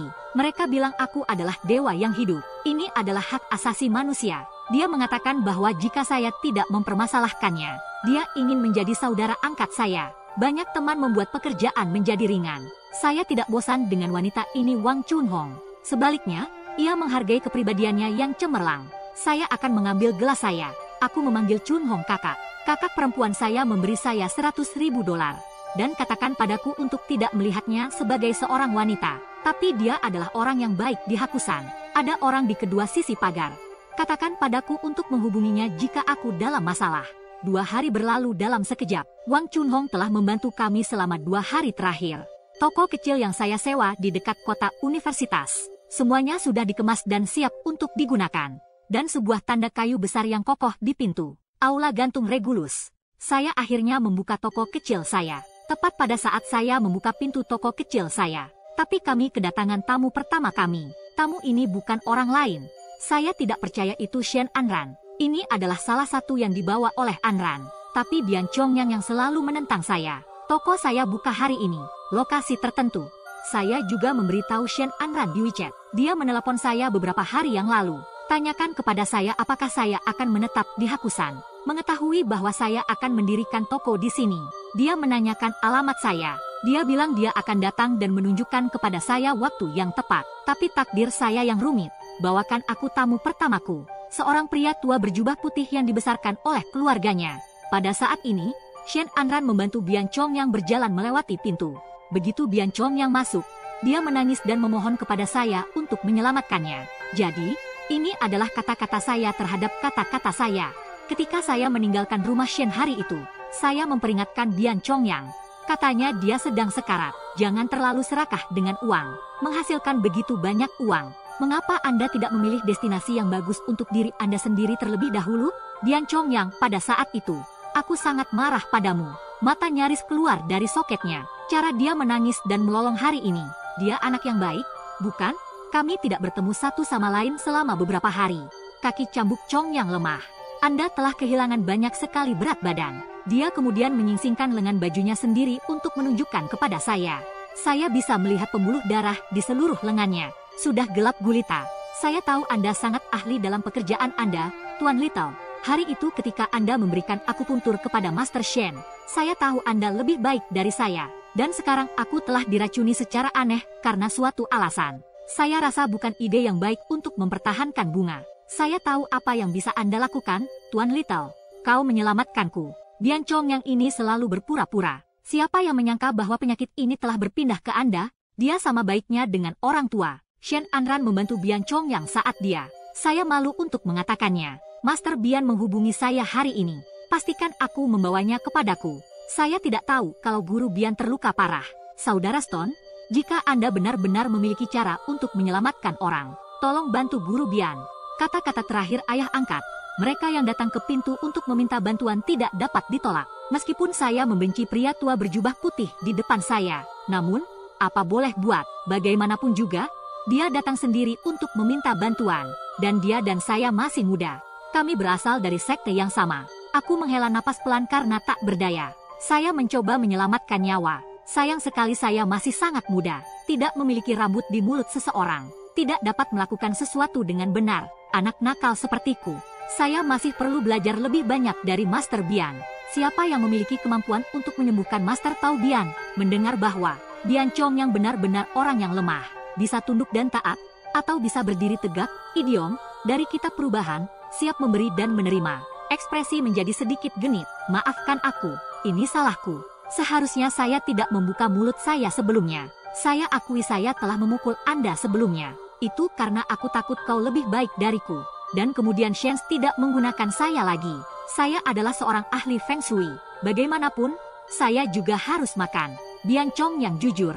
Saya telah mengatakan banyak hal atas kemauan saya sendiri. Ternyata anak ini sama sekali bukan mantan master dari 4 master surgawi. Dia memang anggota klan Xuan. Dan cucu-cucu saya telah mengikuti sekte Xuanmen selama 3 generasi. Kakek Bian Chong yang, Bian Jaitian. Dia adalah seorang tokoh terkenal di sekte Xuanmen pada masa itu. Ini adalah Master Langit 5 koin teratas. Dan ayah Bian Chong yang, dia adalah salah satu dari sedikit Master 4 koin di sekte Xuanmen. Hanya di generasi Bian Chong yang, dia adalah seorang pemalas sejak kecil. Bahkan di usia 30 tahun, saya hanya berhasil mendapatkan 1 koin. Kemudian orang tua Bian Chong yang meninggal. Dia membawa 4 koin milik orang tuanya. Itu ada di tubuh Anda setiap hari, mengarak diri sendiri dengan pamer di sekitar kota. Tapi Bian Chong yang juga sangat cerdas. Ketahui barang-barang Anda. Namun, setidaknya dia telah membaca banyak buku Feng Shui sejak kecil. Bantu beberapa orang kaya dengan tata letak Feng Shui mereka. Gambar saja beberapa pesona kecil atau semacamnya. Dia masih bagus dalam hal itu. Maka Bian Chong yang mengambil nama 4 mantan guru surgawi. Saya telah membaca Feng Shui untuk orang-orang kaya di seluruh dunia. Kemudian, Bian Chong yang membantu keluarga Shen menghasilkan uang. Saya akan dapat memberi makan diri saya sendiri selama sisa hidup saya. Saat ini, Bian Chong yang berkata kepada saya dengan wajah penuh keluhan yang tertahan. Saya takut Anda akan mencuri bisnis saya dari keluarga Shen. Saya benar-benar tidak bermaksud mengatakan hal-hal yang menghina itu. Sekarang aku mohon padamu, tolonglah aku. Lihatlah Bian Chong yang memohon padaku. Saya bukan orang yang akan menyelamatkan Anda dari kematian. Saya meminta Bian Chong yang untuk mengikuti saya ke dalam ruangan. Strip STH. Saya membantunya dengan akupuntur dan detoksifikasi. Racun mayat di Bian Chong yang bahkan lebih buruk dari Shen Dongming. Itulah mengapa saya ingin menyelamatkan Bian Chong yang. Ini lebih dari sekadar akupuntur biasa. Saya bahkan harus mencairkan energi internal saya ke dalam jarum perak. Saya akan menggunakan kekuatan batin saya untuk mengeluarkan racun dari tubuhnya. Saya memegang jarum perak. Mantap, akurat, dan sangat cepat menemukan titik akupuntur dengan jarum. Jahitannya bahkan lebih baik daripada naga dan ular. Pada saat yang sama, saya mengerahkan semua energi internal saya, mengirimkan aura ungu yang kuat. Perlahan-lahan saya paksakan masuk ke dalam telapak tangan kanan saya. Kemudian dengan memegang jarum perak, transisi kekuatan batinku ke dalam tubuh Bian Chongyang. Bian Chongyang memperhatikan saat saya memberikan jarum kepadanya. Aura ungu yang berputar-putar di sekitar jarum perak. Pupil matanya tiba-tiba membesar. Lihatlah saya dengan takjub. Anda adalah keturunan Zilong. Sepertinya Chongyang bukanlah orang yang jahat. Saya dapat mengetahui siapa saya dari aura ungu saya. Divisi Gantung Regulus I. Mereka semua adalah bagian dari Xuanmen, seperti halnya Master Feng Shui. Tidak lebih dari, hanya ada satu dari kami di setiap generasi, dan dia akan memiliki segel naga ungu di tubuhnya. Itulah mengapa Ki Sejati hadir dengan aura ungu.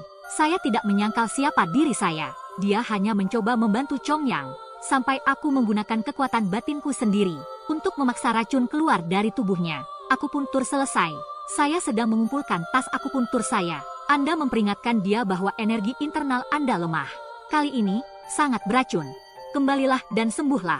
3 bulan beristirahat dengan tenang. Tubuh akan pulih secara perlahan. Bian Chongyang mendengarku. Tanyakan padaku dengan cepat, apa hubungan saya dengan Ishyama? Ishyama adalah ayah angkat saya. Dia juga merupakan mentor langsung saya. Bian Chongyang mendengarku.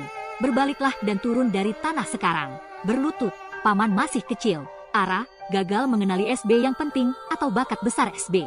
Saya telah menghina Anda sebelumnya. Maafkan aku jika aku tidak menyalahkanmu. Kakek Bian Chongyang sendiri. Saya berteman dengan ayah angkat saya, Ishyama. Bahkan jika ayah angkat Anda memiliki usia yang sama dengan Bian Chongyang, tapi dia adalah seorang senior, dan dia benar-benar mampu. Kemudian Bian Chongyang berlutut di depan saya. 3 kali bersujud. 3 pukulan ke arah kepala ini membuat saya menggigil. Bian Chongyang berusia awal 50-an. Saya baru berusia 20 tahun. Dia memanggil saya, Paman, dan bersujudlah kepadaku. Anda tidak akan membuat saya kehilangan nyawa. Saya langsung berlutut. Kembalikan kepala ke belakang. Itulah kita. Anda mengetuk 1. Aku akan mengambil 1. Seperti suami dan istri yang saling beribadah.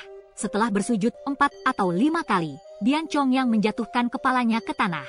Kemudian dia duduk di atas pantatnya. Pompa, sekarang aku mengerti. Bian Chongyang tidak memiliki bakat. Dia masih junior di sekte Xuanmen. Antara paman dan keponakan kami, bukan berarti kami tidak saling mengenal. Saya memperingatkan Chongyang Bian. Saya belum ingin mengungkapkan identitas saya. Bendu adalah seorang peramal cilik. Tidak masalah apapun status Anda. Saya lebih suka mengambil tanggul kecil. Dapat menghindari masalah yang tidak perlu. Bian Chongyang mengangkat tangannya untuk meyakinkan saya. Saya tidak akan pernah memberitahu Anda siapa saya.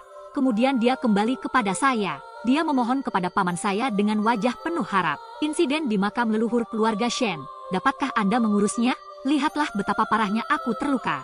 Saya bahkan tidak bisa menggunakan kekuatan batin saya. Saya harus beristirahat sejenak. Itulah mengapa paman Shen membantu keluarga Shen. Bian Chongyang ini penuh dengan hati. Dia tidak lemah. Jelas sekali bahwa orang tua itu tahu apa yang dia lakukan. Makam leluhur keluarga Shen menyimpan misteri besar. Sendiri, tidak ada cara untuk berurusan dengan kuburan leluhur. Makam leluhur keluarga Shen. Saya pikir keluarga tersebut telah menyinggung perasaan seseorang. Itulah mengapa ada orang berpangkat tinggi yang duduk dalam formasi tersebut. Menggeser feng shui makam leluhur keluarga Shen. Jadi, apa yang tadinya merupakan hayalan telah menjadi dosa.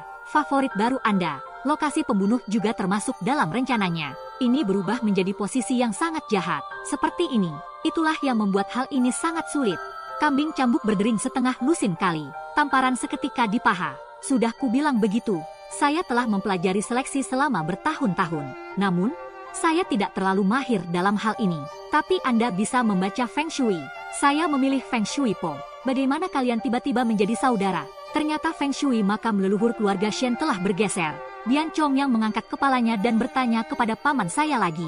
Jika Anda mengatakan demikian, keluarga Shen telah menyinggung perasaan seseorang. Apa yang diinginkan pria itu? Ada begitu banyak cara untuk menjatuhkan keluarga Shen. Bahkan jika itu menghancurkan Feng Shui, ada juga banyak cara yang lebih cepat. Tapi sekarang, terlepas dari kenyataan bahwa keluarga Shen telah mengalami sedikit kerugian dalam bisnis selama beberapa tahun terakhir, sepertinya tidak banyak yang terjadi.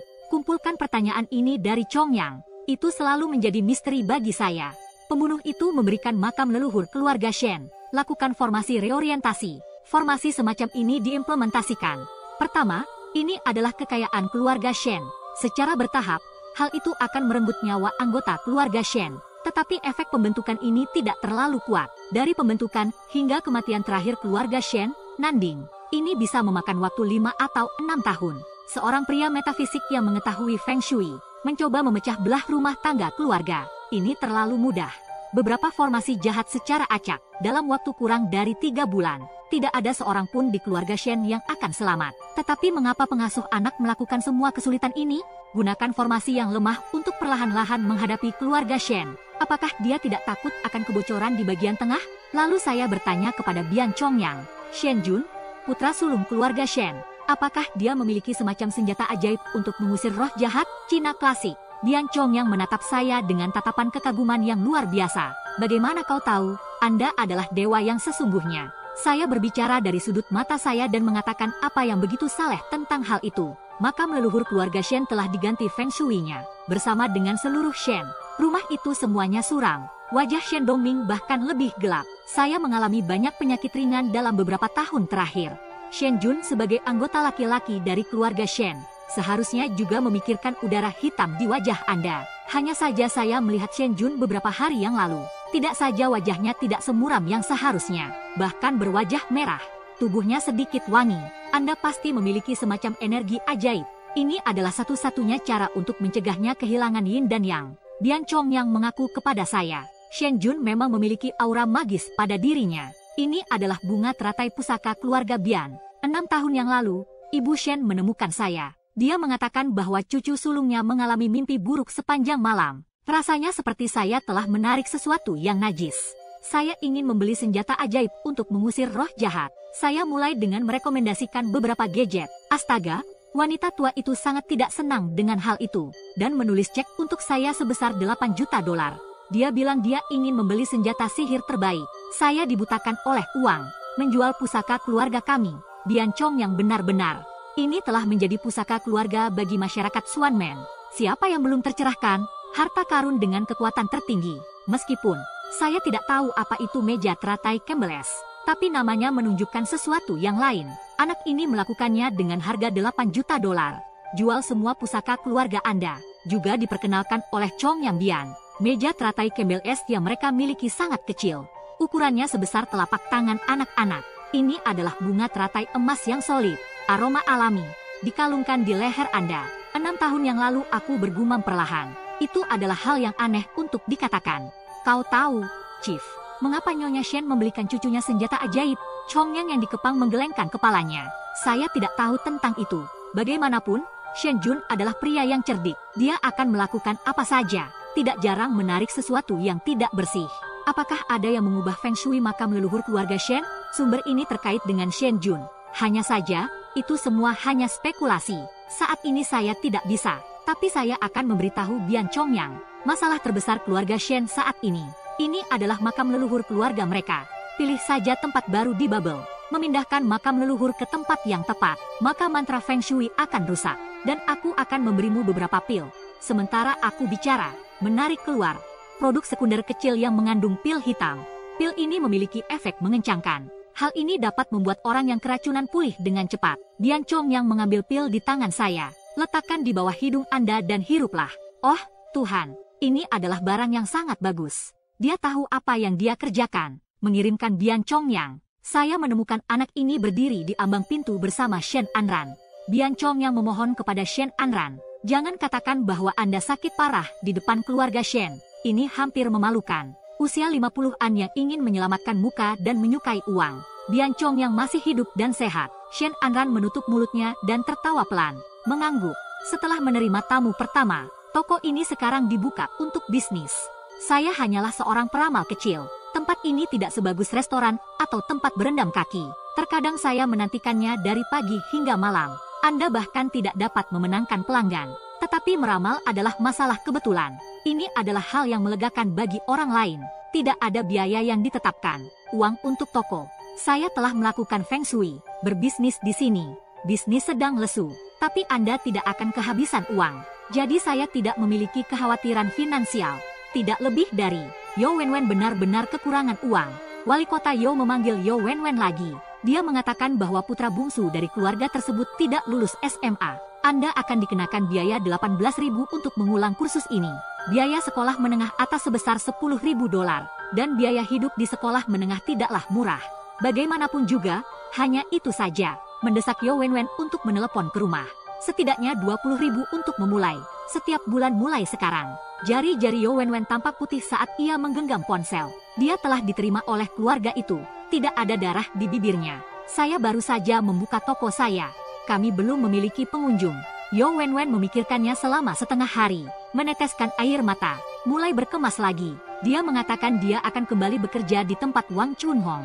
Wang Chunhong berdiri di samping Yo Wenwen. Banyak hal yang ada di pikirannya. Seperti kata pepatah lama. Membantu mereka yang kelaparan tetapi tidak membantu mereka yang miskin. Wang Chunhong patah hati karena Yo Wenwen. Tetapi dengan keluarga seperti keluarga Yo Wenwen, saya bisa membantu. Ini tidak akan membantu Anda selama sisa hidup Anda. Ketika Yo Wenwen sedang mengemas pakaiannya, bahu saya bergetar. Wang Chunhong berkata kepada Wenwen dari sisi kipas angin. Kembalilah menjadi kasir. Saya akan memberi Anda kenaikan gaji. 8.000 sebulan. Bahasa yang tidak tertulis. Yo Wenwen menggigit bibir bawahnya SIS. Jangan merasa kasihan pada saya karena dilahirkan dalam keluarga seperti itu. Saya pasrah melihat ekspresi tak berdaya di wajah Yo Wenwen. Saya melangkah maju dan meraih pergelangan tangannya. Shizuku, jangan pergi. Kami akan mencari tahu. Itu hanya uang. 360 baris. Bagaimana menemukan pekerjaan bergaji tinggi yang cocok untuk Anda? Wang Chunhong juga berada di sampingnya dan bergegas memujuknya. Ya, Shizuku adalah seorang veteran. Jangan perlakukan diri Anda dengan buruk demi uang. Wang Chunhong mengatakan sementara. Tiba-tiba dia mengangkat tangannya dan mendorong saya dari belakang. Dorong aku ke sisi Yo Wenwen. Belum lagi saudara baptis saya. Awan beraneka warna. Anda tidak dapat melakukan apapun yang akan membuat saudara baptis saya menjadi selingkuh. Dia sangat ahli dalam pekerjaannya. Biarkan dia mencari nafkah. Arti Wang Chunhong. Saya pikir dia mencoba menjodohkan saya dengan Yo Wenwen. Wang Chunhong dan saya bertemu karena Yo Wenwen. Hanya saja, sepertinya dia salah memahami sesuatu. Bahkan, saya menghasilkan uang untuk membantu Yo Wenwen. Saya hanya merasa kasihan pada saudari yang berasal dari desa yang sama. Belum lagi fakta bahwa saya ditakdirkan untuk menikah. Saya mengetahuinya di dalam hati saya. Ketika dia melihat Shen Anran, jantung saya selalu terasa seperti berhenti sejenak. Dorongan semacam itu pada wanita lain, saya belum pernah merasakannya sebelumnya. Saya buru-buru menjelaskan. Jangan salah paham. Aku hanya menempatkan. Shizuku sudah seperti saudara perempuan Anda. Tapi saya yakin saya akan menemukan cara untuk menghasilkan uang. Shizuku, kamu tetaplah di dalam toko. Jangan pikirkan hal itu. Tapi saya belum menyelesaikan kalimat saya. Yo Wenwen sudah mengemas bingkisannya. Saat dia mendengarnya, saya hanya menganggapnya sebagai saudara perempuan. Tiba-tiba mata saya merah. Dan kemudian mari kita panggil sebanyak yang kita inginkan. Dia berlari keluar dari toko saya dengan membawa tasnya. Apakah aku mengatakan sesuatu yang salah? Saya terbata-bata dan bertanya kepada Wang Chunhong. Saya tidak tahu mengapa. Di depan seorang wanita, sepertinya saya tidak pernah mengerti mereka. Wang Chunhong menatap saya. Ekspresi wajahnya sedikit kusut. Jangan khawatir, saudaraku. Aku akan mengurus Shizuku. Ini seorang gadis. Ini sangat sulit. Wang Chunhong mengatakan ini. Dia buru-buru mengikuti langkah Yo Wenwen. Dua wanita yang berlari keluar dari toko sudah tidak ada. Aku ditinggalkan sendirian. Tapi keluarga Yo Wenwen benar-benar agak sulit untuk dihadapi. Keluarga Yo adalah jurang maut. Keserakahan wali kota Yo yang tak pernah terpuaskan. Dan kedua putranya adalah orang lemah yang tidak bisa berbuat apa-apa. Namun, ibu Yo Wenwen masih berada di desa. Kesalehan berbakti Yo Wenwen. Ibunya adalah satu-satunya orang yang mencintainya saat ia masih kecil. Dia tidak akan pernah meninggalkan ibunya. Jadi saya khawatir uang bukanlah satu-satunya solusi untuk keluarga seperti ini. Saya sedang memikirkannya. Tiba-tiba ada sosok gelap yang menghalangi cahaya matahari. Aku mendongak. Saya menemukan seorang pria tua yang compang-camping berdiri di ambang pintu. Pria tua itu mengenakan atasan loreng. Dia memakai sepatu karet berwarna kuning di kakinya. Memiliki rambut putih dan satu mata. Pria tua itu melangkah masuk ke dalam toko. Langkah kakinya ringan dan tidak bersuara. Dalam sekejap saya mengerti. Orang tua ini adalah anggota dari sekte yang sama. Lalu saya berdiri. Tanpa ekspresi. Nadanya mendung. Doyen, Anda datang ke tempat kami untuk meramal nasib Anda? Anda memiliki beberapa keterampilan. Lihatlah aura ungu Anda. Kau Regulus. Kau telah kehilangan dia.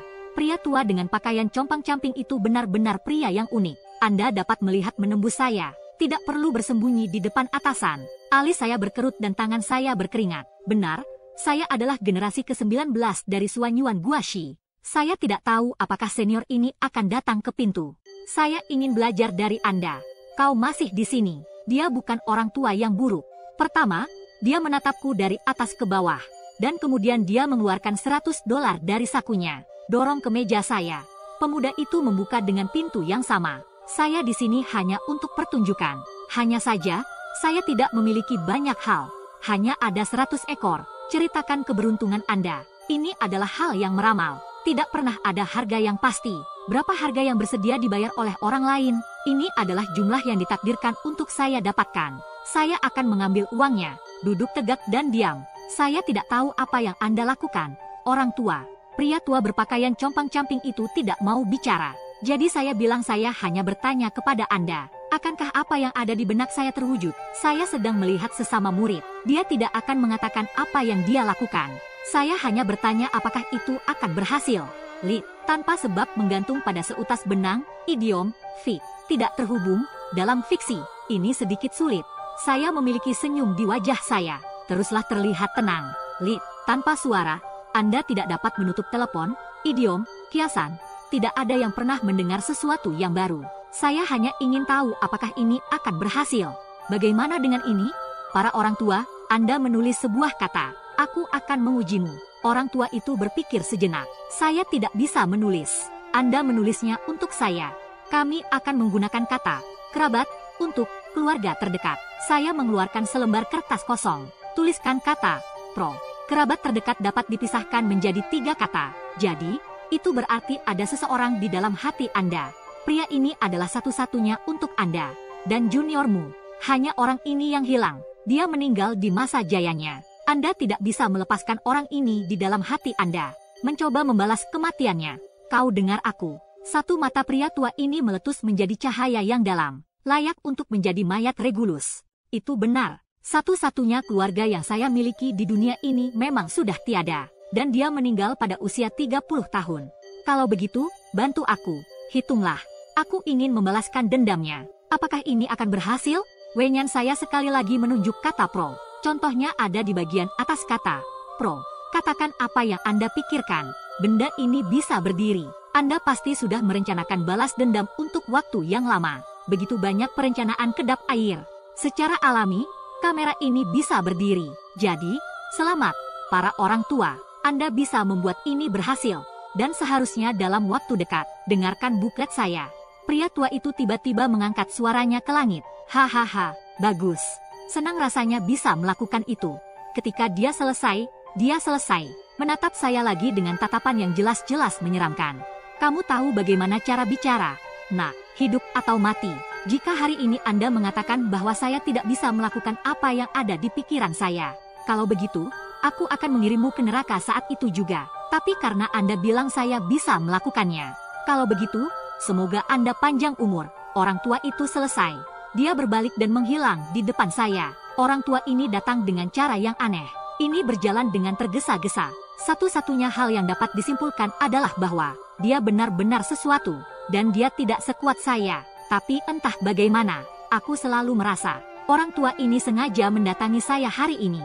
Sepertinya dia sedang mencoba menipu saya. Atau mungkin ini antara saya dan balas dendamnya. Hal ini terkait erat.